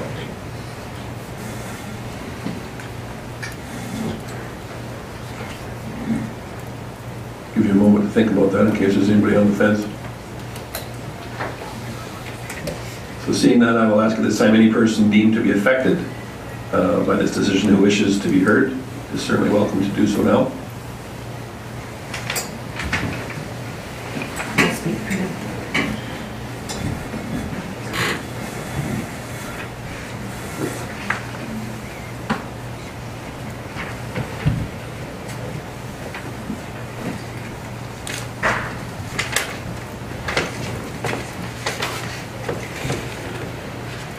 I'm not very familiar with this, so I've actually lived behind Winks for 23 years, so I know what's going on back there. And when I first moved in, there were quite a few break-ins, quite a few smashed windows, and also quite a lot of like graffiti on the walls. And that went on for about 4 or 5 years, and it settled down for quite a few years after that. And just recently, it started up again. In those years when I first moved here, I had people running between our 2 houses, Horace Solis and mine, he was my father-in-law, over to and jumping the fence into the golf course, because that's where I live. And it settled down. And after that, I got scared. So I put in motion lights. I put in a system, an alarm system, so that I wouldn't have to worry about I'm a widow. And where we live right now, there's 9 widows and only 2 men. And one of the men was in the hospital. There's 2 empty houses because people have died there just recently. And one's moved into the seniors lodge. So those houses are very important to seniors. They're a way for paying for staying in nursing homes or whatever happens comes along. So if the properties get devalued because of a marijuana or cannabis sale place right in front of us, and I'm sure they will, because who wants to live behind a place that's selling cannabis, especially seniors? We have 2 roads side by side, parallel to each other, one that goes into the store and one that comes around our spot. And the entrances are the same, within about 10 feet of each other, and the exits are less than that. There's 1 stop sign in the whole business. And somebody's going to have an accident. They go down it's a one-way street, they go down the one way the wrong way, fast to avoid the 4-way stop. I don't know if anybody knows about all these things, but it's not easy. And I've put up with that for 23 years. And to me, a cannabis store is going to increase crime and maybe have some much more serious repercussions. There's a lot of bad crime going on across Canada these days. People shooting, you know where it's going to lead to. They're going to a lot of big cities, the smaller cities, and crime is where you place it. And the kids are already smoking marijuana beside the store, as one of our residents has seen, because they're directly behind the store and they can see down the side. And the back of that place is dirty a lot of the time, like old freezers. And right now there's graffiti on the side of the store. So it's not an easy place to live. So for us, it's very important that we keep the value of our property up. I'm Bernice Soley, and like I said, I've lived here for 23 years, and you probably know my family. Anyway, that's all I want to say. Thank you.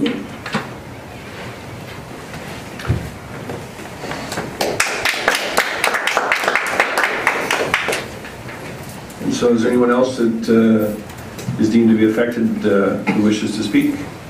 Now's your chance to do so. Come on up. Okay, I'm not really...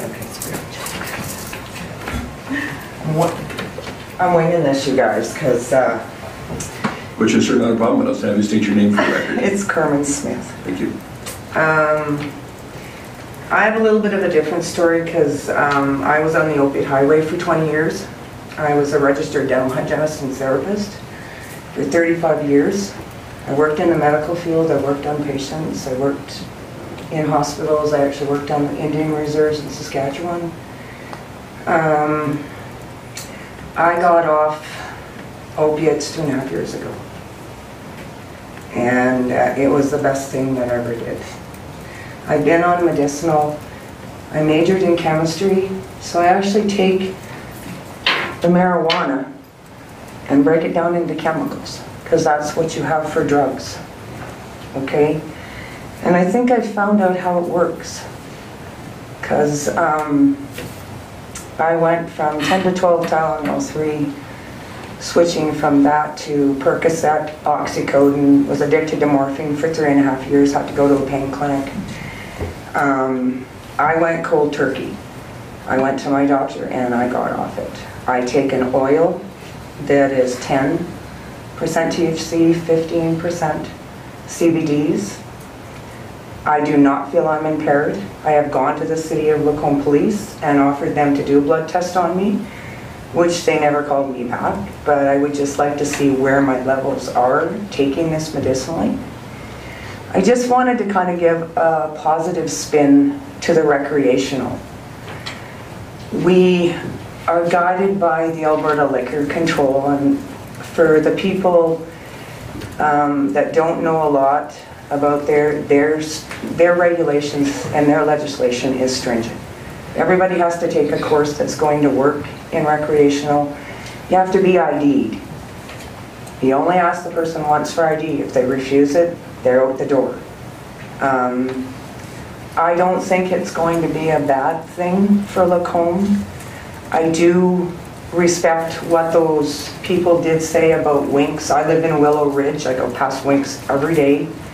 I don't notice that because I don't live that close there, but it is in a residential area, something, and I'm not against anybody. I'm just kind of backing up what they said. It is a residential. You've got 3 schools there. And in the morning it's like crazy, and at noon hour when Winks gets busy, there's like 25 kids going across the street at the same time. So I understand where these ladies and gentlemen in the back of me are coming from. I don't know much about the youth center. I did do some work with Big Brothers Big Sisters in Calgary. Haven't done much here. I'm retired. I'm a widow. Have been in Lacombe for 12.5 years. Love it here. Lost my husband here, so I probably will never move. And this was where we wanted to retire. I just feel that I would like to see the bill go through because I am involved in one, and it's not Winks, and it's not across from the youth center. I just thought I'd specify that.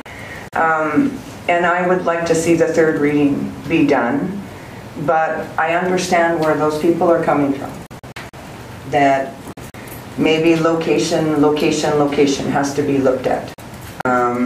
Working in the medical field, I worked on lots of people that were on all sorts of drugs. You know, like the lady who was a nurse, she worked with it. She worked more directly as a nurse than I did as a dental hygienist, but we still did counseling, probably about the same. So I just need to give recreational a little bit of positive spin, guys. And it does work, and even though it may only be 13 to 15%, depending on what passes or what has passed, maybe I'm behind the 8 ball here, but I think if the owners of the recreational take care and basically ask for ID and follow the rules. If you suspect somebody is outside, you know, we will have cameras outside. We will have 2 people working. It's not that, you know, nobody's going to be aware. We are going to try and keep it out of the hands of children. We all know that. Everybody that's here that doesn't want to come up front and talk to you guys, we all know that. That is our main objective. I don't think anybody wants to sell it to anybody under the age of 18. And I have to confess, I smoked marijuana in Nova Scotia in 1967, and that was the last time I did before I started on my medicinal. And I guess I can be considered a hippie because I am that age group, but I just feel that it's time for Canada to change. It's time for Lacombe to change. And yes, I agree with the people here. Location has to be considered on a couple of these more because of the areas where they are. And I'm all for good competition. So I'm not cutting anybody down. I'm just listening to the feedback that I listened to for the last 2 hours. Thank you. Thank you.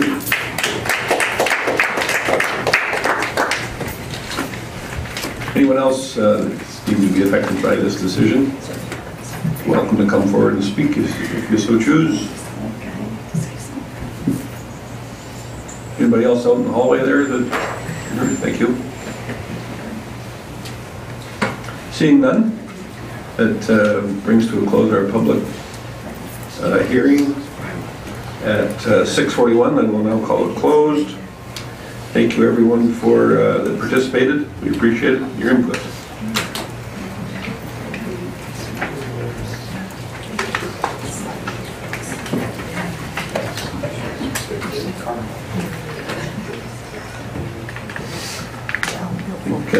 We had left things off prior to the public input that Director Thompson had some additional information. If you care to go over that now, please. Sure. Thanks, Mayor Creasy. Tonight there's been a number of comments on specific sites and Winks in particular, also the Ball Diamonds in downtown. And so I just wanted to comment on kind of discretionary uses and the mechanism that is in place right now to evaluate discretionary uses. Certainly the proposal or what's included in the bylaw tonight for the Wink site is for the discretionary use of retail cannabis sales at that site. And so the mechanism for evaluating I guess the appropriateness of a site, of a certain use in a discretionary zone site, is through the Municipal Planning Commission.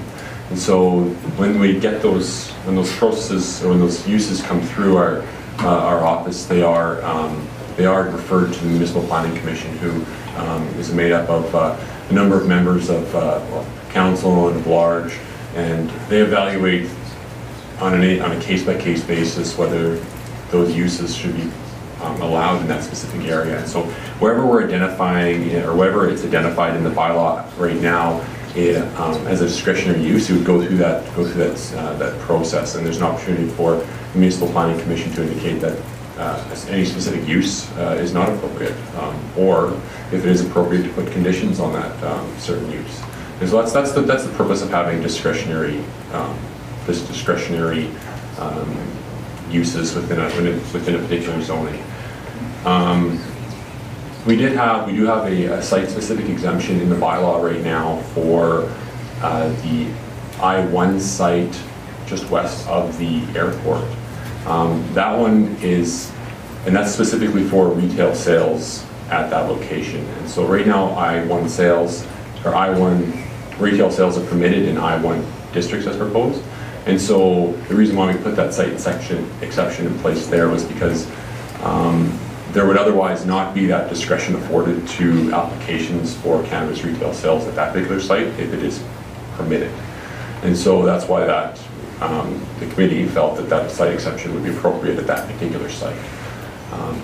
So for that reason, the mechanism in place to evaluate the discretionary uses is in place. And so certainly we would recommend that remain in place for any other sites. However, it certainly is within council's discretion to indicate that they want a site-specific exemption at the Wink site, in which case administration doesn't have any strong objection to that. Thank you for that.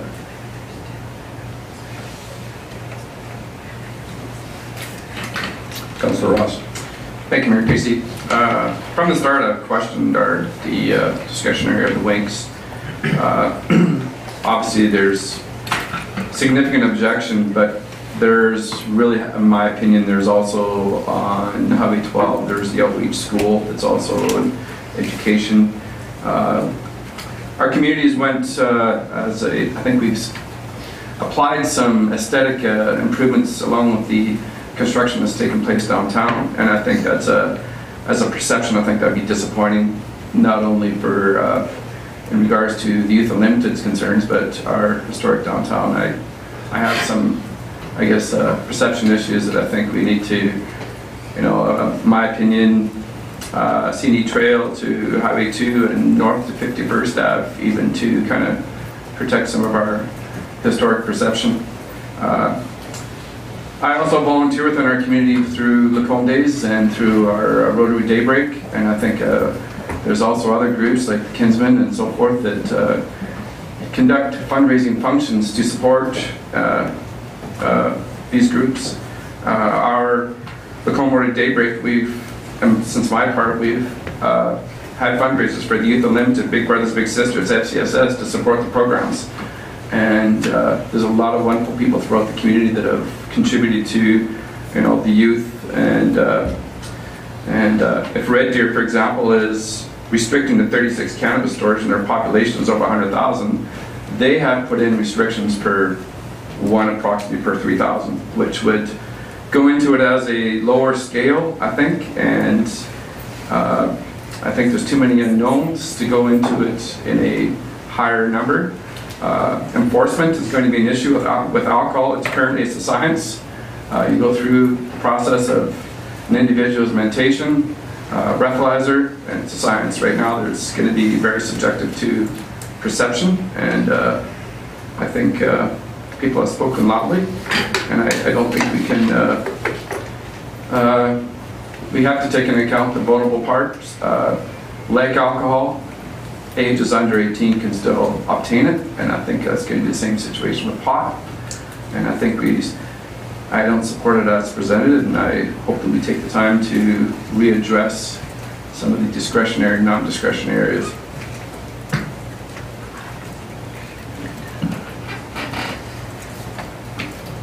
Councillor Gluckson. Thank you, Mayor Creasy. My personal feelings regarding cannabis is that we should never even be dealing with this issue, but that's beside the point.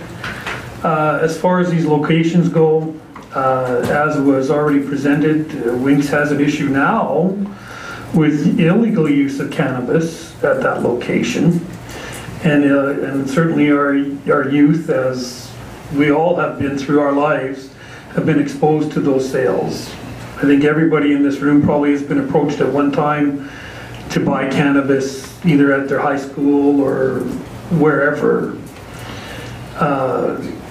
Now, as far as the stores, the locations, the retail locations, obviously they're going to be very restricted as far as their sales go, even though I also agree there shouldn't be anything at Winks. That location, for example, if there was a cannabis store, I think the security would be much higher, and maybe you wouldn't have illegal use of cannabis at that location because they would be concerned about the possibilities of losing their licenses. So it actually, in one sense, even might make it a little bit better because of the profile of a retail location there. Whether like the Youth Unlimited situation, I agree with Chris. As far as that location, I have concerns with it, but it also is in the downtown area, and the committee has certainly looked at this and evaluated those situations. Personally, I think the plan is okay, other than like the Winks location I would agree with to come out, but the downtown area I think should stay as it is.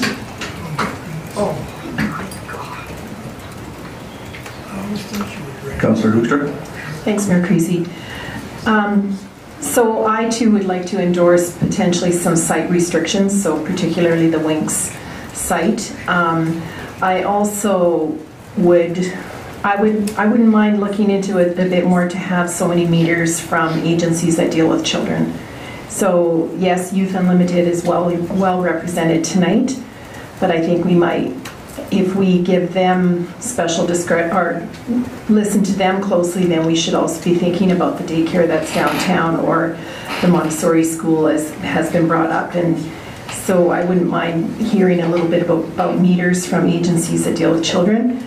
As you'll find out from me, I am not in favor of reducing the amount of businesses. I do not believe in manipulating the marketplace as City Council. So I don't agree with that in other regards, and I don't agree with it here either. I hear what people are saying, but on the other hand, these are businesses, and if we restrict how many can be here, we in essence are saying we're going to help those 4 businesses to have just a bit bigger cut of the pie. Then regarding some of the lists, I guess because I'm new on council, there's some permitted uses, some discretionary uses for each of the zoning areas. So the shopping center district, liquor stores are permitted, but cannabis retails are not. And to me, I thought we were trying to have cannabis retail sales dealt with in the same way as liquor stores. So if liquor stores are permitted, why? I get it that we wouldn't have production and distribution in the shopping district, but cannabis retail sales should be allowed if liquor stores are, and that's how our list is listed. And that also applied to a few other places. If you allow a microbrewery, why wouldn't you allow a cannabis production facility? I think our list should have some consistency on that part. Yeah, that's all I'll say for now. Councillor Connick?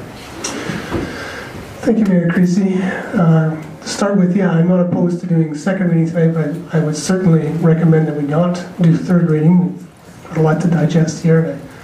I would suggest third reading should come at a later date. I want to congratulate Winks on all the free advertising. If you didn't know that Winks was in town, you sure do now. I would agree with a lot of the comments that have been said here tonight.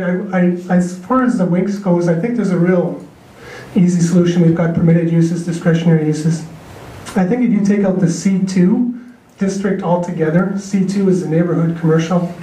If you look on the zoning map, C2, that would include Winks. That includes the zone just north of the traffic, or the roundabout rather, on the north end of town. And there's a little sliver that's currently under development just south of the airport. If you remove, just take it out altogether. No cannabis retail in C2, period. That solves that issue quite reasonably. As far as the other zones go, I'm not opposed to perhaps making it permitted in C4 and C5. However, I would agree with Councillor Hoekstra. I think we need to this map needs to be rejigged somehow. And we need to, I'd be really interested in seeing a map that excludes within 100 meters where youth congregate. So whether that's Youth Unlimited, whether it's the daycare. Don't forget there's one on 49th Street as well, that before and after school care there. You've got the daycare down by Circle K. You've got the library. As was mentioned here tonight, the Montessori School. Lacombe Action Center, Lacombe Action Group is currently in a green zone. Again, I think that map, to me, it'd probably be pretty messy, but I'd still like to see what it would look like. Big Brothers Big Sisters, another place, 100 meters from Big Brothers Big Sisters. So there's going to be pockets throughout where you're going to have, where I'd like to see there not be cannabis retail, but I'd like to see that map personally. I'd like the administration to come back with that. And I also would agree with Councillor Ross. I think I constantly get, why do we have 9 liquor stores in this town? And I'd really like to see us put something in that says you can have 1 per every 3,000, 4,000 population. I'm all for free enterprise, don't get me wrong, but it's going to happen that you're going to get 6 people out of the gate, and you're going to have 6 stores, and 3 or 4 will falter, and another 3 or 4 will start up, and then 5 or 6, and then 5 or 6 will close. It's just, as we see now with the whole liquor store situation, in order for these businesses to be viable, as a small business owner at one point, it's the hardest job I ever had. And I'd like to see these businesses be successful, and I think if you limit it a little bit, you're going to have 3 or 4 very successful stores. And to me, that limits, and given the limitations that we've talked about, that limits where they can go. And I think it'd be a good step going forward. But yeah, absolutely, I'm all for second reading tonight, but I think we've got some questions, some things that need to be discussed, and I'd like to see that map rejigged. And definitely just exclude C2 altogether. There's only 3 sites for C2. Just take them right out. And then the Winks is out, those other zones are out, the other 2 zones are out, and let's see what's left over. Thank you. Thank you, Councillor Jacobson. Thank you, Mayor Creasy. So I just wanted to respond to a few of the comments I heard tonight. It's a difficult subject for me because addiction has hit my family very, very hard. And some of you may be surprised to see that some of you have approached me and I'm so liberal on this issue, or supposedly liberal on this issue. However, you could sit here tonight and discuss all the same concerns you heard and insert alcohol, and the argument would be 10 times more potent. Because if any of you have dealt with addicts, you know that an alcoholic is 10 times worse than a cannabis addict. And I frankly find it somewhat disingenuous to hear Youth Turn and other schools talking about their concern about retail when there are 2 bars that sell alcohol on the same street that have advertising all over the place. And that to me does not speak honestly to this situation. So as we have approached this issue with the Cannabis Readiness Committee, it's always been what is fair. Okay? We have alcohol legal here. We have alcohol consumption, we have alcohol production in this city. Okay? Yes, there are people's very specific personal concerns about cannabis. Okay? But you have to understand, as legislators, we have to be fair to both sides of the equation. Okay? So if we give cannabis different treatment than alcohol, which is the other illegal intoxicating substance that we can consume recreationally, then we are not being fair to both sides of the situation. So, that being said, I guess I am, if it's overwhelmingly the sense that we need to exclude the Winks from being able to sell. Keep in mind, Winks would have to completely shut down and there have to be cannabis retail set up shop there. Winks just couldn't dispense cannabis, okay? But I would be in favor of that, but we'd also just exclude alcohol from being sold there as well too, and I would support that in being fair to the scenario. I'm not sure if I'd support just excluding C2 because then you'd have no liquor sales anywhere either, so I think that's getting a little bit complicated. However, I also want to point out that there were many different voices at the table of the Cannabis Readiness Committee, including the Chief of Police and the head of FCSS, both of whom are personally quite opposed to this, and their voices were very strongly heard. So it certainly was not a scenario of we're just sitting down and cowboying it, and this is what we come up with. So I am in favor of this as it stands. I am certainly open to excluding Winks, but the rest of the land use bylaw propositions as they stand, I would certainly be in favor of, and I would be in favor of moving them second and third reading this evening. Thank you, Councillor Hibbs. Thank you, Mayor Creasy. My concern is with controlling the number of... I'm sorry. Councillor Hibbs. Oh, I'm sorry. My apologies. Just apologies. Yeah, sorry. That's good. Thank you, Mayor Creasy. So I did take the time to talk to a number of residents that are in the Winks location. I always like to do that, and I really appreciate that they were very open with me with their concerns and kind of what they thought about the general land use bylaw amendments in general. So some really good conversations I had with one in particular resident in that area that lived just behind that Winks was saying that they felt more so that having a convenience store there truly fit what a neighborhood commercial should be. That was offering a service that was very useful to them, and if it were to flip to some other purpose, that wouldn't be benefiting that area. And I thought that was a really good argument. And also, of course, the other one, and we've heard lots about that, about the proximity to schools, and I will agree that it is very close to schools. We talked about that it would have to go to MPC, and MPC would have to look at that as whether they would judge that to be an appropriate place or not. That didn't really relay fears in that situation, and I get that. But again, through those conversations that I had over and over again, I asked, if this one specific location was addressed, would you more or less be okay with the rest? Understanding that maybe it would be better, a lot of us would agree that this was it'd be nice if it never actually came to be, but the fact of the matter is, it is. So, what about the rest of it?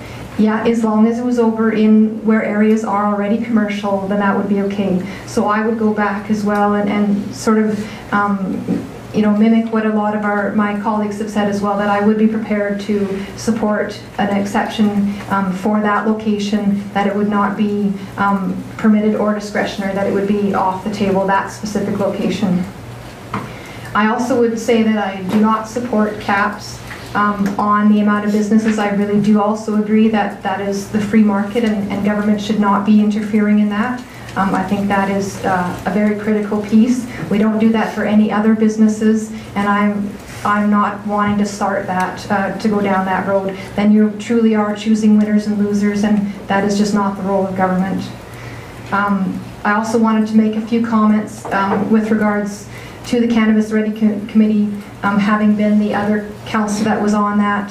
I take a bit of exception as to what we may or may not have taken under consideration. I think that everybody on that committee took that job very seriously, knowing that this is a significant change for this community, as it is for all communities that are now dealing with this. And I really do think that we did do research. I know I've read a lot. I've never known so much about cannabis ever, and so I've read the studies. I know, what usage may go up or not go up. You'd be actually surprised sometimes, and that the effects that this can have on the youth. And I definitely want to say that I appreciate that information, but I do feel that that was considered. So I just want to make that comment, not to be careful about making assumptions.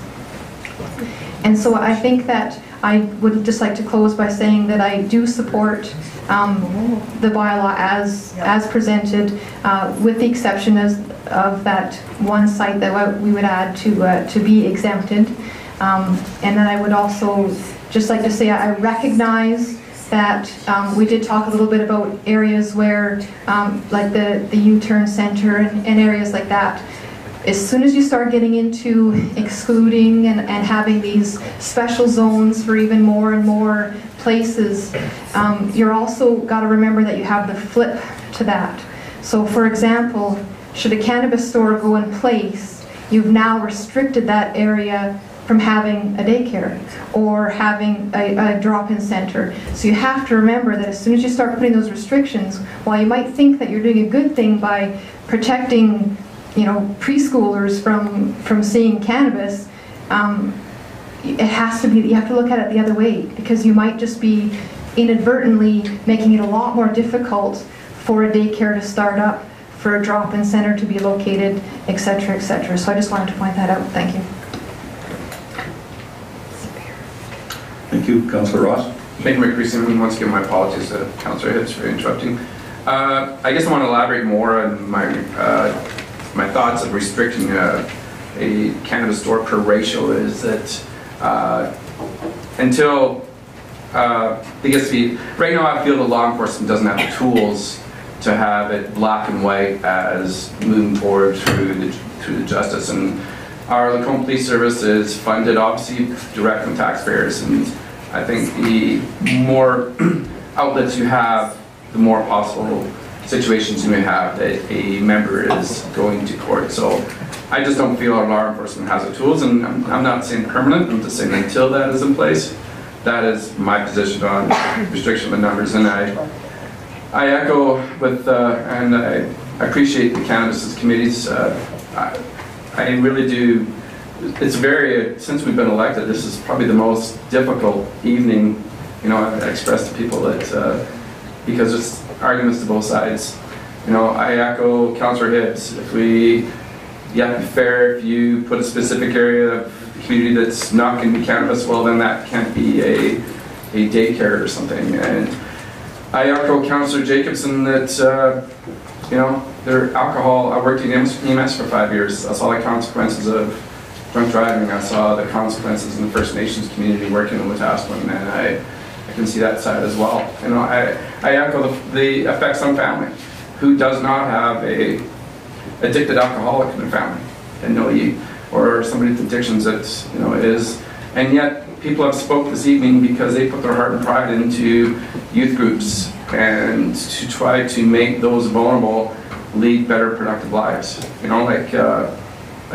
So it's a very sensitive topic on both sides. So, anyways, I do need to congratulate the committee because, like I say, there was consultation with our police service and FCSS, and it's a difficult evening.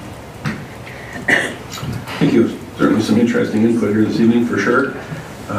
Myself, I actually don't have a problem because it's such a small island of the zoning for the Winks area. It could be excluded.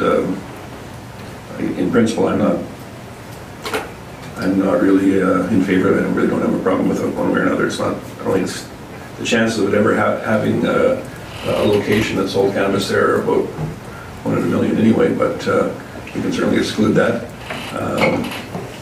Well, I'm not a proponent of the use of cannabis. I certainly understand the fears that are associated with youth being exposed to it. But I mean, that has been a clearly outlined function of the federal and provincial governments and the enforcement and whatnot. I fail to appreciate how the quantity of locations where it's retailed is going to impact the community any more than if there was one big one. It just seems bizarre to me and goes against the free enterprise system, which I believe strongly in. So I would like to see us consider perhaps including the now present discretionary on the highway commercial area and make it into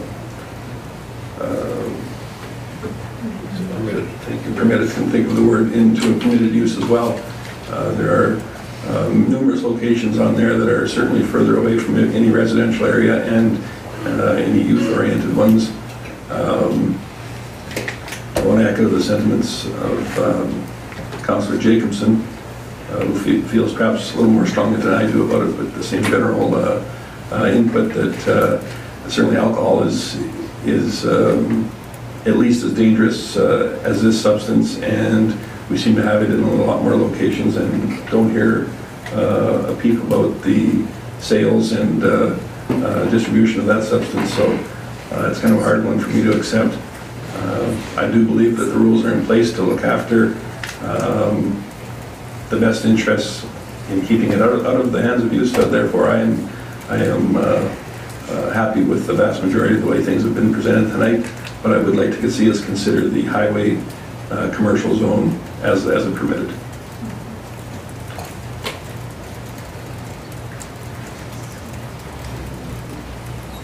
Anyone else? C.L. Gowdy, go ahead. Just in terms of, excuse me, in terms of process this evening, what I would propose would be that you would go through a number of considered amendments that we've heard here tonight before giving a second reading, so that we know what that second reading is going to look like. If there are amendments that are adopted into the second reading, then I think we should come back, incorporate those into the bylaw, and then return to you with the third bylaw so that you can see the complete bylaw if there's significant changes between the second and third. If there isn't significant changes, for example, if you're just excluding the Winks location, then I have no problem going ahead with third tonight. But the amendments that I heard discussed tonight for consideration were, of course, the Winks location, the removal of that by a site-specific exemption or removal entirely of the C2 zoning as a discretionary permitted use, possible limitation on the number of stores, possible inclusion of setbacks from identified youth sites, possible inclusion of highway commercial as permitted use, and those are the ones that I have this evening.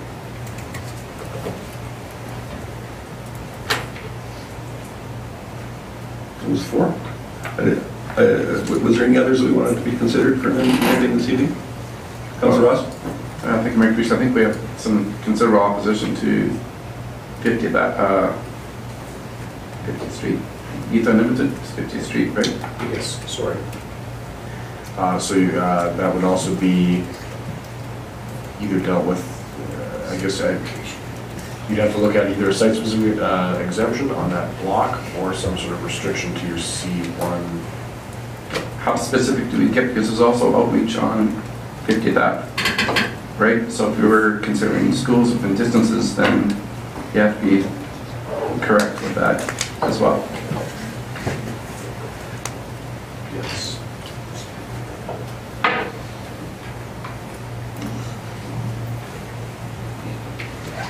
Councillor Strickland. Thanks, Mayor Creasy. Just a couple comments. Outreach School isn't near a site. True, I know, but it's still... And then I do like debate. Like, some people will think that we might be not consistent here, but I definitely heard Councillor Jacobson and I also heard Councillor Hibbs. I was the one who suggested, you know, so many meters from an agency, but I hear what Councillor Hibbs says. Then as soon as our cannabis retail sites are up, then that limits who could go next to them, and that we have to consider that. And I also did agree with Councillor Jacobson way back in these discussions about it has to be treated similarly to alcohol, and there is alcohol on the street where Youth Unlimited is. And so we have to have some consistency with that. So thank you for that comment.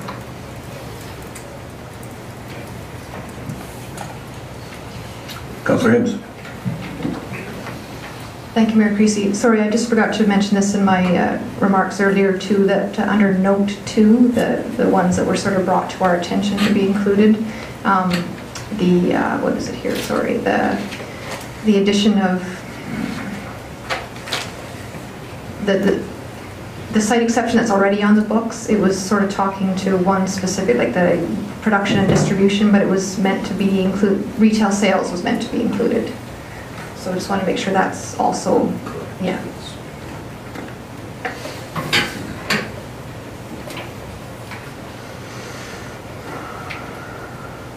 Councillor Connor, go ahead. Thank you, Mayor Creasy. I had, as you mentioned, I mentioned throwing out the C2 district. I guess I want to throw that out there again. The point was made earlier that the C2 districts are neighborhood commercial zones. You know, they're ideal for convenience stores, ice cream stores, hair salons, that type of thing.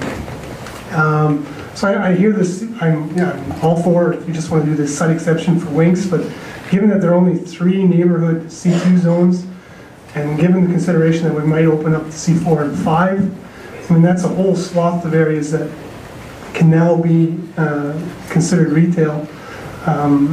Again, I live kind of north, or kind of, well, not really, but I live in the north end where that proposed commercial C2 zone is. And again, if we have these huge tracts of area where you can have, it's permitted, I don't see why we couldn't exclude C2 altogether. It's 3 zones only, but those are just my thoughts.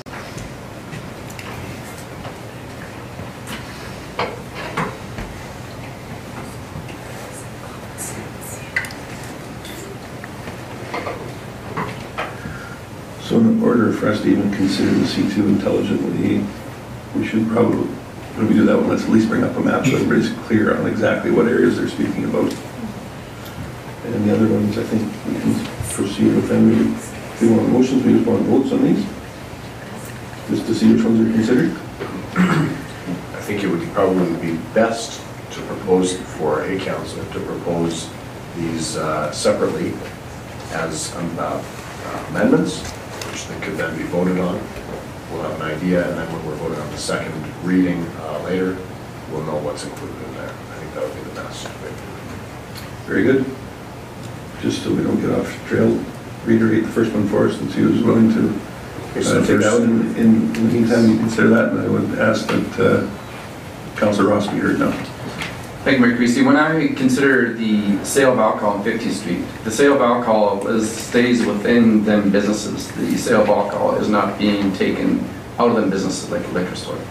So that's, I think there could be some differentiation between the perception of the alcohol versus sale versus consumption that stays on the location. Councillor Jacobson? I'm sorry, but I have to reply to that. The purchase of retail cannabis, you cannot consume in the store, you cannot consume it outside, you have to take it home.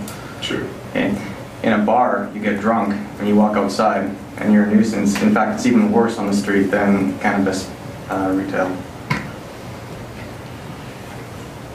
Councillor Gluckson? Yeah, I'd have to speak against that too. We have consumption of alcohol on the street, on the patios, and which I don't disagree with. I think it's fine, but it certainly is out there. And there's advertising on the street of come in and have a craft beer. That certainly won't be allowed for the cannabis stores to do that. They won't be able to have a sandwich board advertising their product.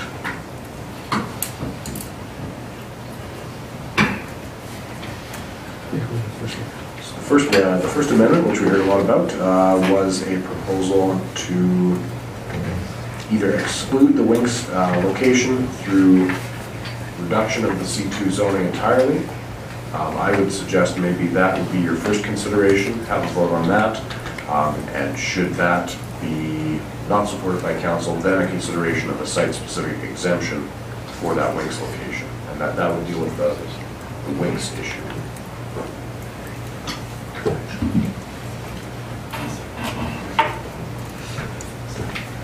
Councillor Connick? Thank you, Mayor Creasy. So I'll certainly throw that out there for consideration. It's just a straw vote, again, that we consider excluding altogether the C2 district. Ross, are you able to just bring up a map real quick? I have it up here. Would you, if you could just show again real quick where the C2 is?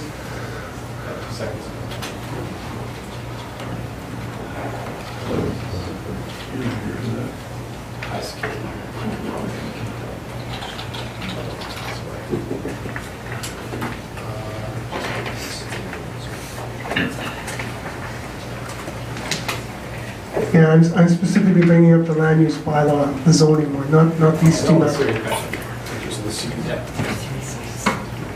I don't know, I had to go right out to the website. Well, yeah, you know what, Ross, I'll just do it right here. Do you want the actual map? Right there. Right there. And a little sliver right here. Oh, yeah, right there. No, that's the new piece. So, I have a question, maybe I'm out of order a little bit here, but why would it stay that those are the places that are C2? If we vote to eliminate all of C2, wouldn't we vote to eliminate all of future C2? Also, yeah, C2 is C2, so there could be some farther north, be like where the Caritas group is going to be, and up in that area, there could be neighborhood stuff and people would like to walk from there. Could be down here, perhaps, over here, perhaps, yeah. Yeah, that would be my only concern, is that we may be limiting it to more than just what we're looking at right now.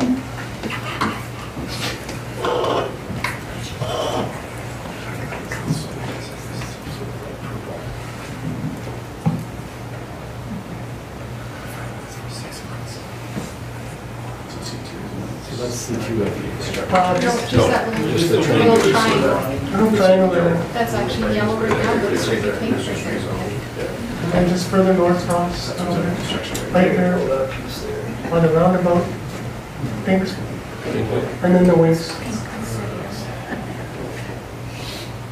So that's what's under construction across from the ground.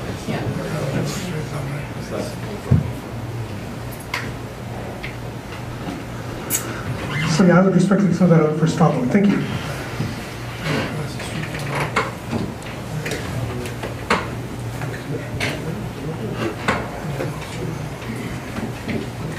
So given that we've had a lot of input on this item, I don't know if we're going to have any more. Is everybody clear on what we're voting on here? So you propose that we take or remove C2 from the permitted and discretionary uses. Okay, very good. Everybody's all good with that?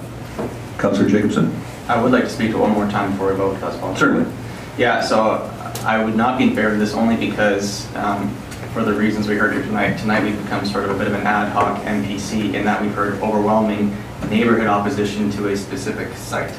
And in fact, we heard on the opposite end of it, one individual is interested in making it permitted in English estates, which is, I guess, is a neighborhood, but it's pretty close to a neighborhood. So I would still be in favor of keeping it discretionary because that allows NPC to make a neighborhood by neighborhood decision based on the specific requests of those people who live in that area. And I believe that's where it's at now, is discretionary, correct? So we're only interested in seeing if your if council is wanting to see it eliminated completely from discretionary and permitted. We clear? All those in favor? So voted to and opposed? Thank you. The next item. So next, I would recommend consideration, since the C2 exclusion is not been carried. I would recommend you consider excluding a site including a site restriction on the Winks location. Or, George, what's the site exemption? What's the address?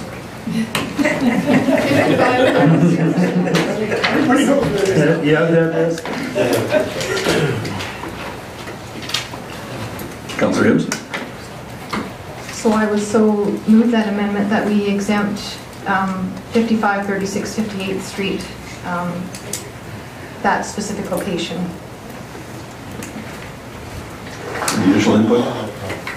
I would not. Councillor Jacobson? Yeah, I wouldn't support that motion unless we manage to include alcohol as well too. The mover certainly has the power to do that. I will accept that as a friendly amendment, so I will add that. So just so everybody's clear then, the address currently containing the winks that we have talked about, we would 55, 36, 58th Street, we're considering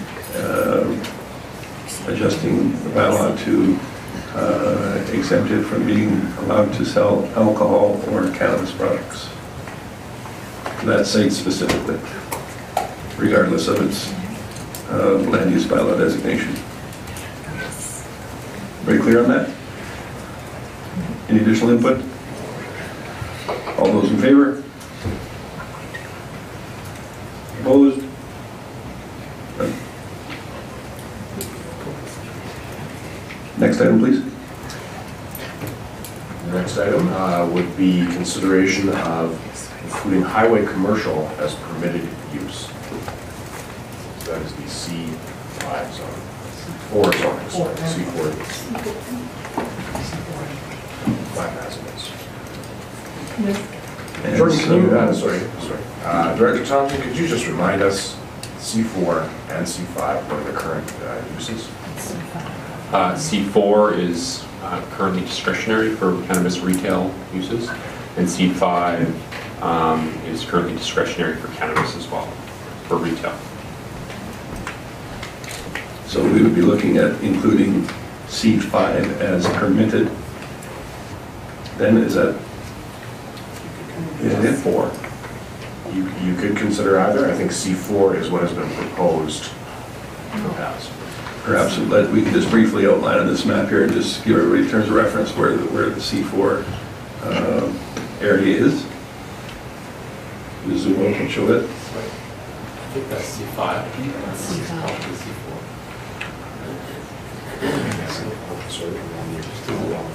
After color legend is C4. C5. So highway commercial C4 and shopping center district C5. Do we want to consider those separately as being permitted use areas or as one?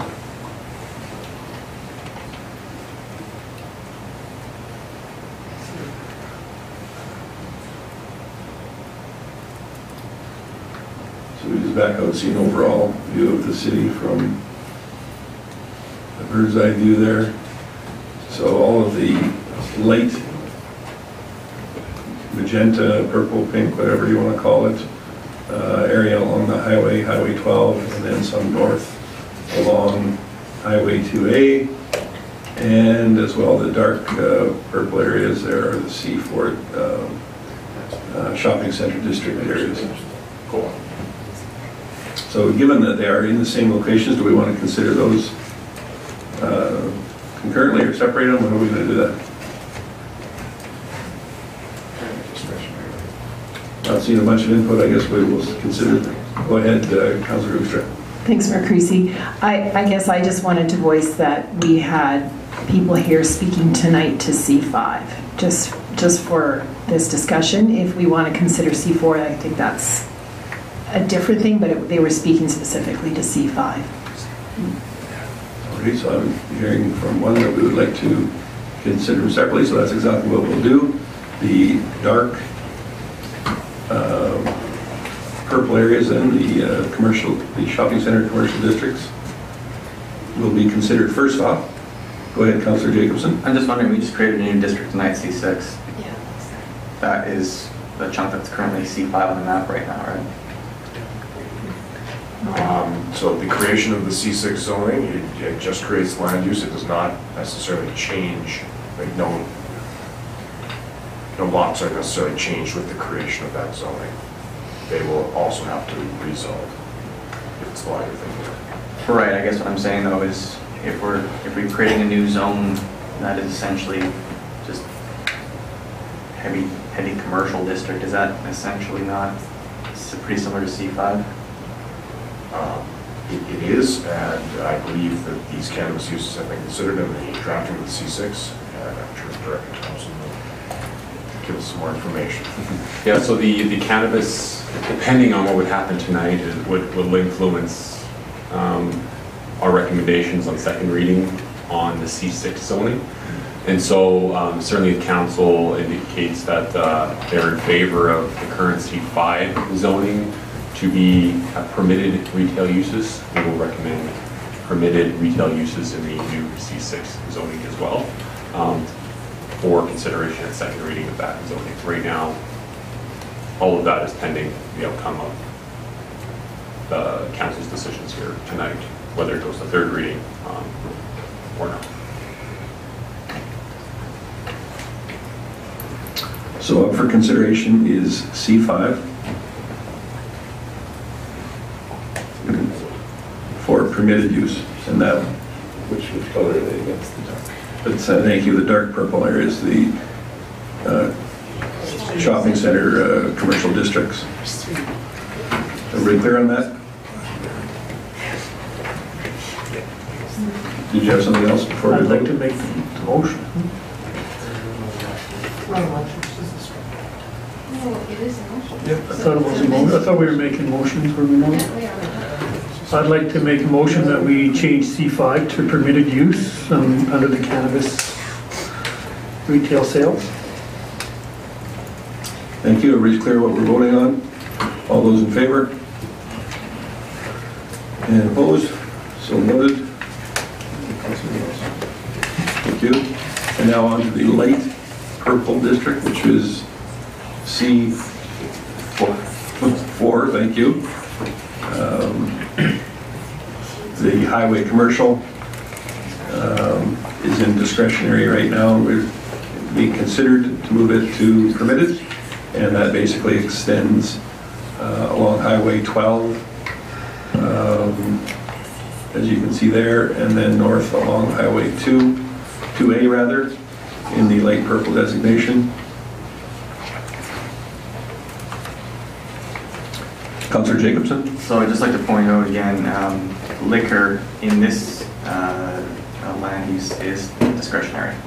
So I would not be in support of changing permitted unless again we're going to include liquor. So I'm actually quite fine leaving this one as discretionary.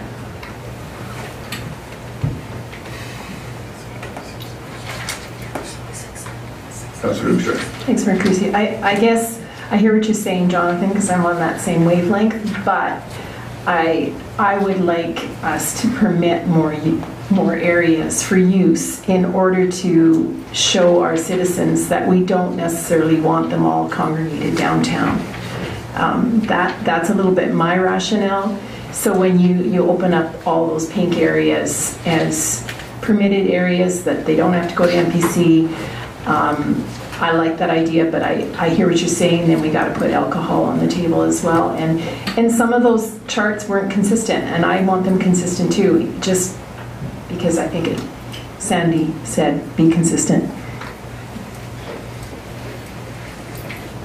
Councillor Jacobson? Sorry, that's actually an excellent point I didn't consider about pushing it in the downtown area. So yeah, I would agree with you there, but I would amend the motion that we do make liquor permitted as well too. So it's something that we could take up with your meeting, or you want to do it now? Okie dokie. So in the light district, light purple districts there, we are considering moving the retail sales for both cannabis and liquor to a permitted use. We're all clear on that?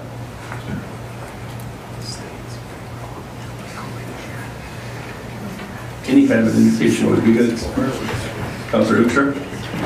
Thanks, Mayor Creasy. So I move, this is an amendment, or it's moving now, that we make all C4 districts permitted use for liquor sales or cannabis retailers. Thank you. We're all good? All those in favor? Opposed? So noted. Thank you. The next one I would recommend consideration of is setbacks. I guess I will say the committee did consider setbacks and viewed a number of maps that did show setbacks from existing sites as Councillor Connick had requested. Those were considered by the committee. It does, because of the way the city right now has childcare facilities actually sort of heavily throughout the city, including the downtown, I will say that any setback is quite restrictive in terms of where you would be able to locate a cannabis retailer. But certainly we can consider setbacks, and I think that was the next item to propose an amendment on. Thank you, Director Thompson. Just to give a council an idea of distances, the province's number for setbacks was 100 meters. And for reference, since we're talking about Winks tonight quite a bit, from the Winks property to the high school is 159 meters, so that's 1.5 times what the province indicated the setback could be.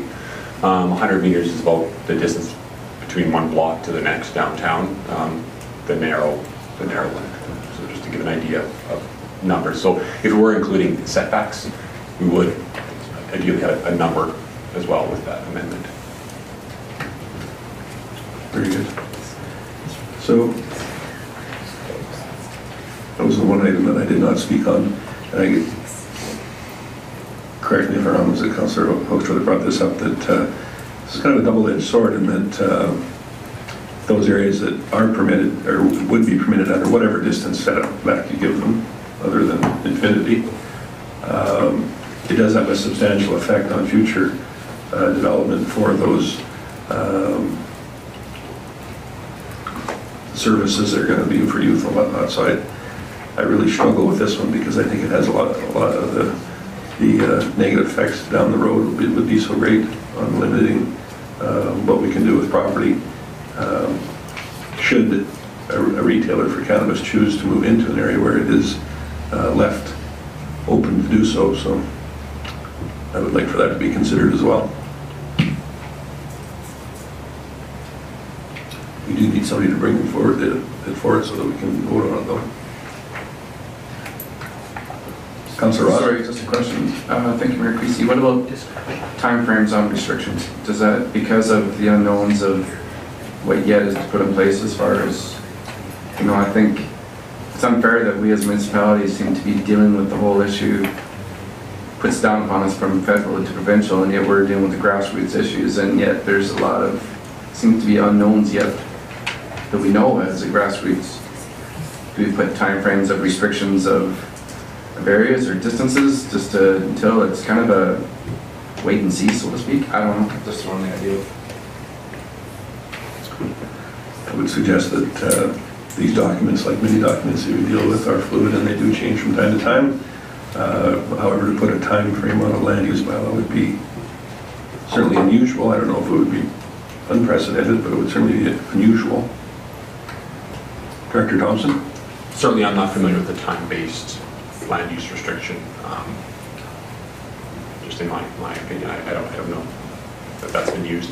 If council is looking at it, if it's the number that they're getting caught up on, just to give some research here, we've kind of polled 14 communities in our area, and 8 of them are, if they are putting a setback restriction, are using the province's setbacks. 5 of them are proposing something larger than that, and one is undetermined. So certainly the majority seems to be going with province restrictions if they are adding restrictions at all, or setback restrictions at all. And I believe it was Councillor Connick that brought this forth initially. Was this something that you wanted to see the map of so we can have a better understanding of what it includes? Well, I wouldn't mind. I didn't sit on the Cannabis Readiness Committee, and I'm told tonight there was such a map. I would have liked to have seen it, just what it looked like, myself. But we weren't privy to that as a council.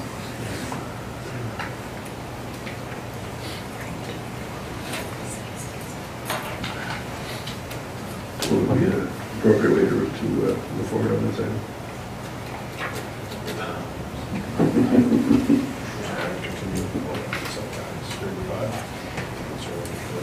Okay. So given that we did have those items put forward to start with for the setbacks, I think we should at least consider that for now. There's no, if in fact that map was produced showing some various setbacks, we can certainly include that in the package for our next meeting. That's sure not a problem.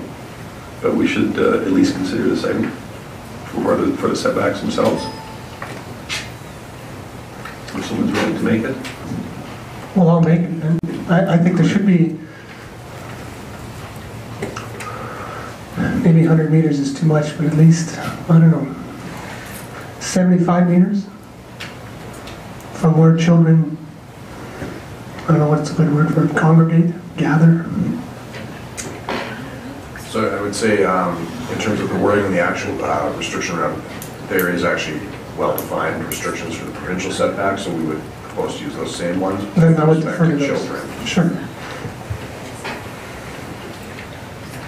Very good. So everybody's clear on that, considering the setbacks for the retail sales period. We don't need to say permitted in discretion, just retail sales of cannabis within a 75-meter radius of provincially outlined child care facilities, or child-related facilities. So, sorry, thank you, Mayor Creasy. What are the guidelines, what are for that from the provincial government as far as what they consider to be child care facilities? Do we get into day homes and things like that? Are there numbers set by them? So that they do have the recommended 100-meter setback, but in terms of sort of like what is defined as a center, a child center where youth are frequently known to be, I expect Director Thompson's looking it up and will let us know. So with respect to that, the province in the framework indicate just that schools, I don't have the regulation up there, just in their framework, is able to pull up right now, they just use schools as a catch-all term, so we would have to use the uses defined in our land use bylaw to kind of flesh out the specific uses that council's intending to have a setback from. And so schools, daycares, childcare facilities are some that come to mind. Certainly we will develop a fulsome list and propose that if needed. So just to be clear on this item, if considered, this restriction would be in addition to the existing land use differences, correct? Correct. If they're in a permitted use, if there's a permitted use that also had a setback restriction, both that setback restriction would apply as well. Very good. Nope, just wanted to be clear on that. So we're all clear? No additional input? Sorry, can you reread the motion again? Councillor Jacobson, certainly. So it's a proposal is setbacks for retail sales of cannabis within a 75-meter radius of provincially outlined youth sites.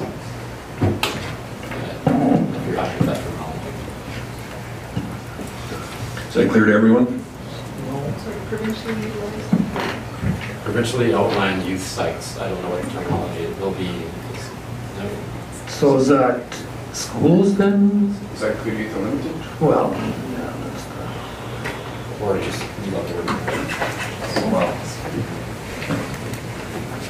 Go ahead.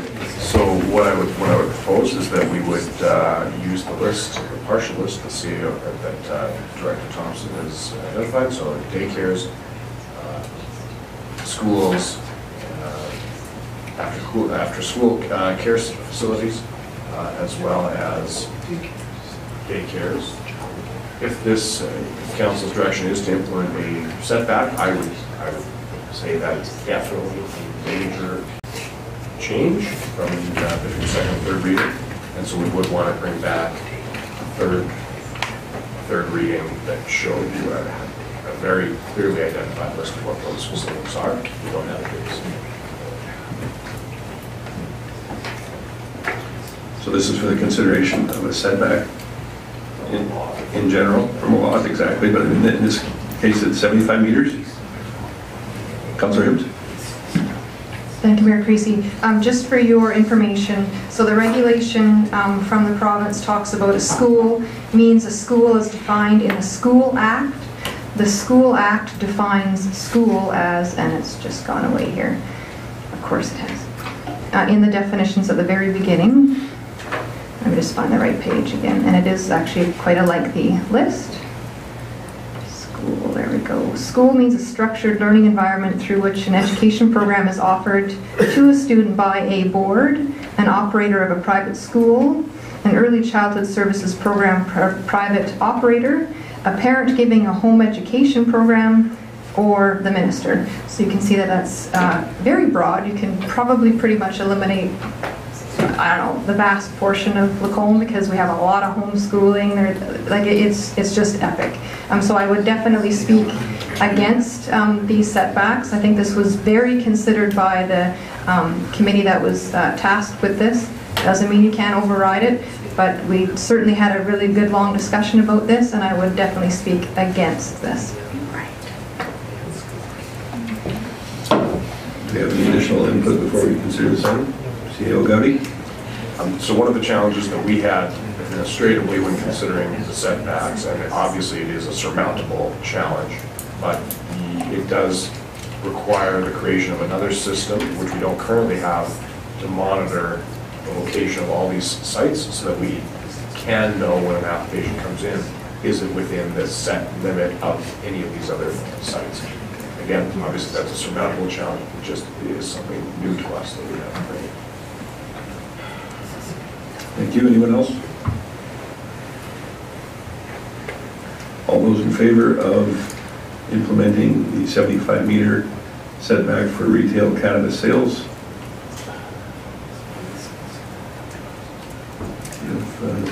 Connick Ross, so voted, and all those opposed? Thank you very much. And the last item that that was brought up for discussion, I believe, was some sort of a cap on the quantity of locations. Anybody care to bring that one forward?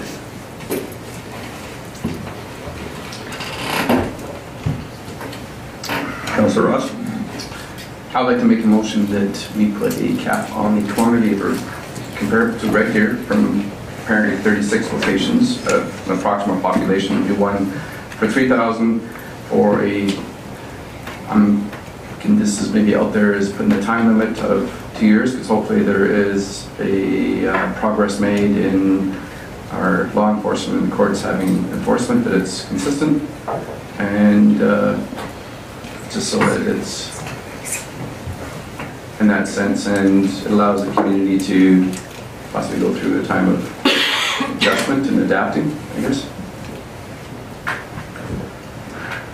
Just so everybody's clear on what they're voting on, here suggested we consider a motion of a ratio of 1 for 3,000 for a time period of 24 months.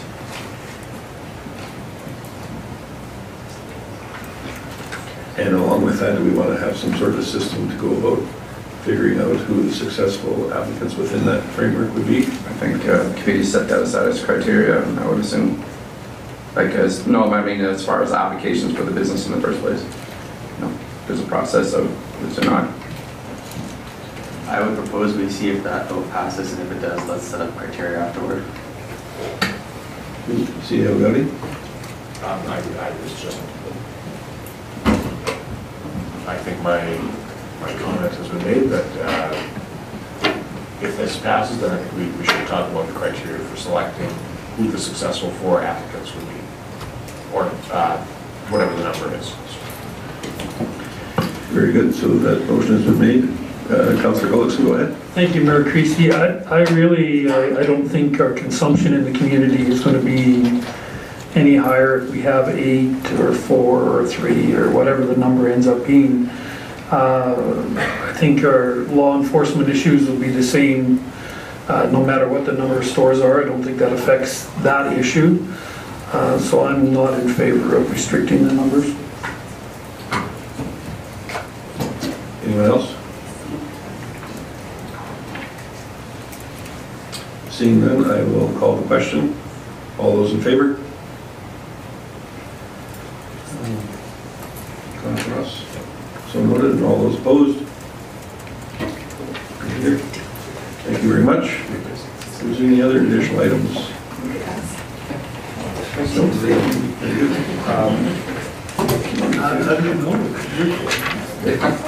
So perhaps, Mayor Creasy, I'll just highlight what we have decided so that the second reading is clear.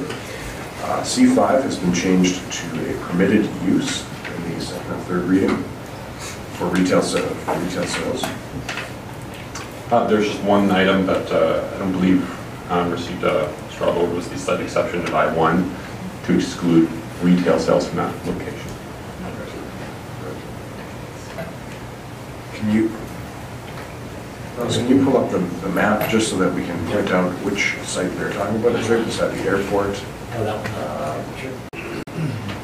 Sort of a funny location for an industrial zoning, and so that we do feel creates potential conflict. They're similar to, I guess, the Winks location actually, that it wouldn't be suitable for retail. The only difference being is I1 is permitted use for cannabis retail sales, so there would be no discretion mechanism applied if it were to remain as a permitted use in I1. So just to summarize there, we are recommending that you create a site-specific exclusion on this one industrial lot as it is within a residential area, and retail sales would be a permitted use should you not grant that exclusion.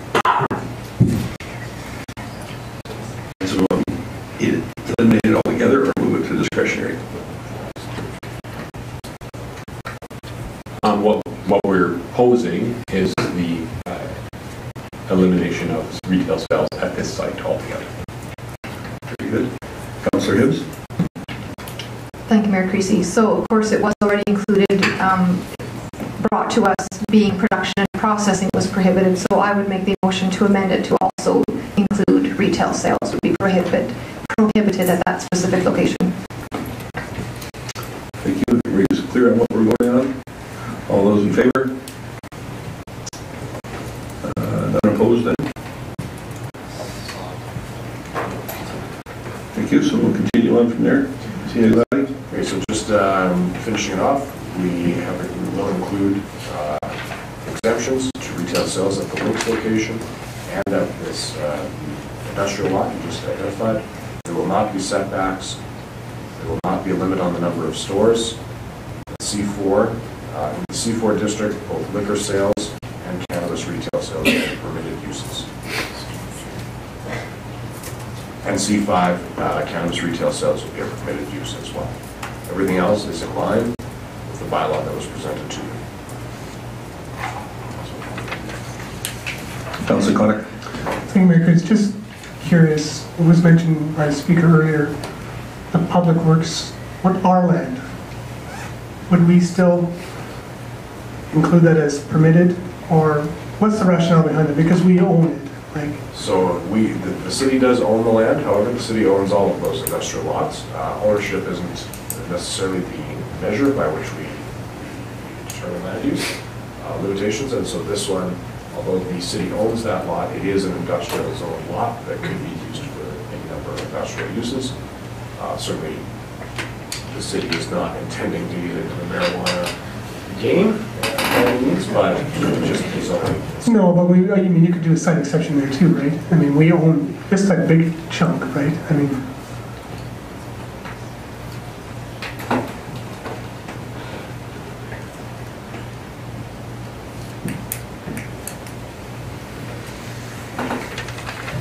I wouldn't be in favor of that, sorry, because if somebody wanted to come along and take all those industrial lots off our hands for 300 grand a pop, I'd say, go grow some marijuana.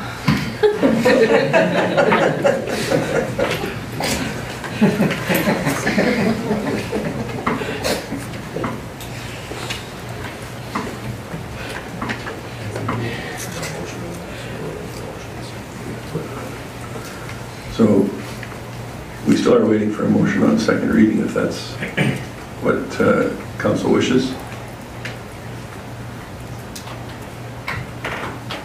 Councillor Jacobson? Not sure the wording, but I guess I move that council grants second reading of bylaw 400.16 with the council specified amendments. Will that work? That certainly would work, read like that. Any additional comments? Seeing none, I'll call the question. All those in favor? And all those opposed? So noted, thank you very much.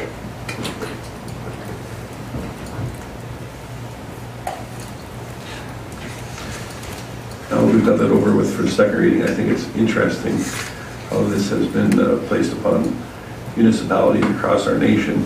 And to think that this is going on thousands and thousands of locations concurrently is an interesting use of municipal time.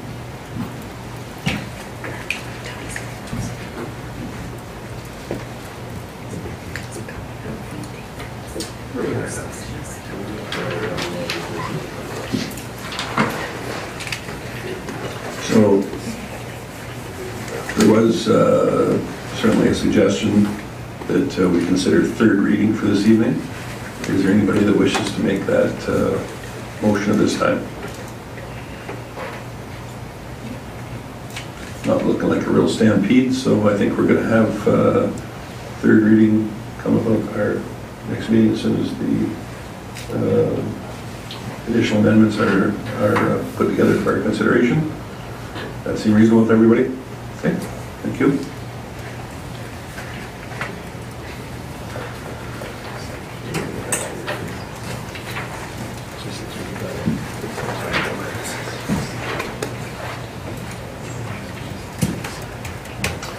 The next item up under financial services is bylaw 462, a borrowing bylaw related to Lacombe Market Square, LMS, and proposed for first reading. And I'll ask that our CAO, Gowdy, take us through that item. Council's consideration, we've prepared bylaw 462 for a borrowing related to the facilitation of development at 4951 Wolf Creek Drive, the area known as Lacombe Market Square. Administration has prepared this bylaw in order to secure a major Canadian retailer as an anchor tenant in Lacombe Market Square by facilitating the transfer of land between arm's length developers on the land located at 4915 Wolf Creek Drive. Bylaw 462 is the borrowing bylaw required to facilitate this transaction, and authorizes the borrowing of $750,000, which will be the reduction in price between the city purchasing the land and the city vending the land. Council's 2018 to 2022 strategic plan identifies a number of goals that align with the proposed strategy, including the increase in the commercial tax base and the facilitation of development. Clauses have been included for the city to recoup this $750,000 investment should the development not proceed within a 3-year window. A number of the borrowing costs has been identified for you there.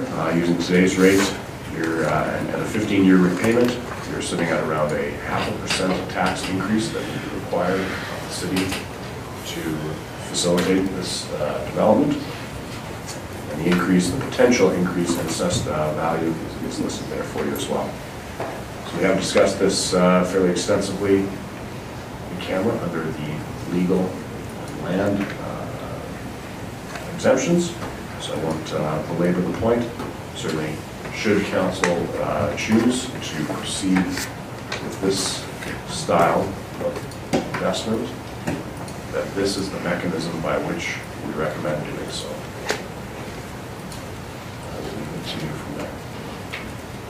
Thank you for that. Just wanted some clarification. The wording there would result in a 25% tax increase. That's to put it in context for our overall budget spending. That is if, in fact, we were not collecting taxation on that property. Is that correct? Well, I think realistically, the debenture will be taken out and there will be payments to be made prior to there being any increase in assessed value. So I think that it is realistic to consider this a very direct cost to your operating budget because it will have to be incorporated for a number of years until that development is realized. Thank you. Councillor Connick? I want to move that council give first reading to bylaw 462. Do we do two separate motions then?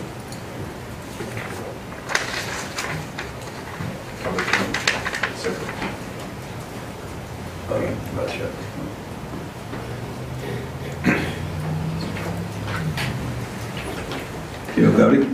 So I will just reiterate what I said before because it has been some time. Certainly for this reading, for the first reading of this bylaw, we always discourage as restricted by your own procedural bylaw for discussion or debate. It would certainly be appropriate to state a reason as to why you are or are not voting to support this bylaw. If you so choose ahead of time, that would not be against your procedural bylaw. Appreciate that reminder. I don't see a lot of lights going on, so I would speak to this item firstly. And I think that in response to an overwhelming concern by citizens of Lacombe that this item has been undertaken to attract some what is perceived to be much wanted development within our city. I don't think that there's anybody in this room that would suggest that they are happy about spending money in this particular fashion, and if there was another way to have seen it come about, we would certainly have pursued that. However, we did not. So that being said, we would all prefer the amount was zero, but this is where we're at, and I think that this will, if it goes through, that in time will prove to be very beneficial, both for the consumers within our city, but also for the business people who will benefit from the additional traffic as well.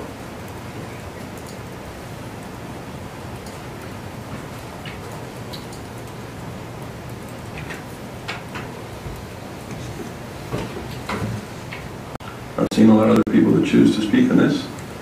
Do we have the motions on the floor ready to go? Unless someone cares to make a comment, I will call the question. All those in favor? And all those opposed? And thank you for that. So I will move into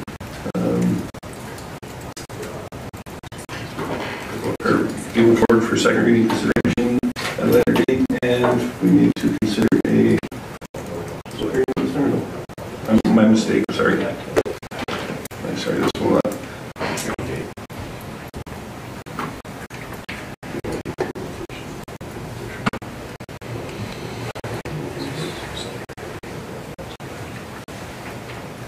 Just so everybody's clear in this item, I wanted to reiterate the fact that at our next meeting, which the date is,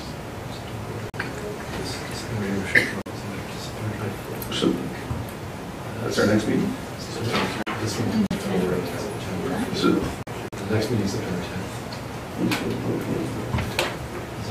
So September 10th, this will be up for the consideration for the second reading and third reading, should that be seen fit. You could just give me one moment to confirm some advertising periods. I just want to confirm with the legislative coordinator for 1 moment. That'd be great. We'll take a short recess. I think we're due for one after some lengthy items. So we will take a 10-minute recess and reconvene here at 8:10. Thank you.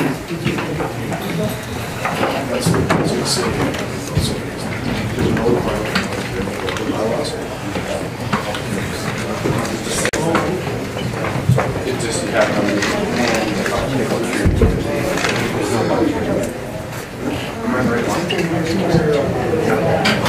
Oh, I'm sorry. My apologies.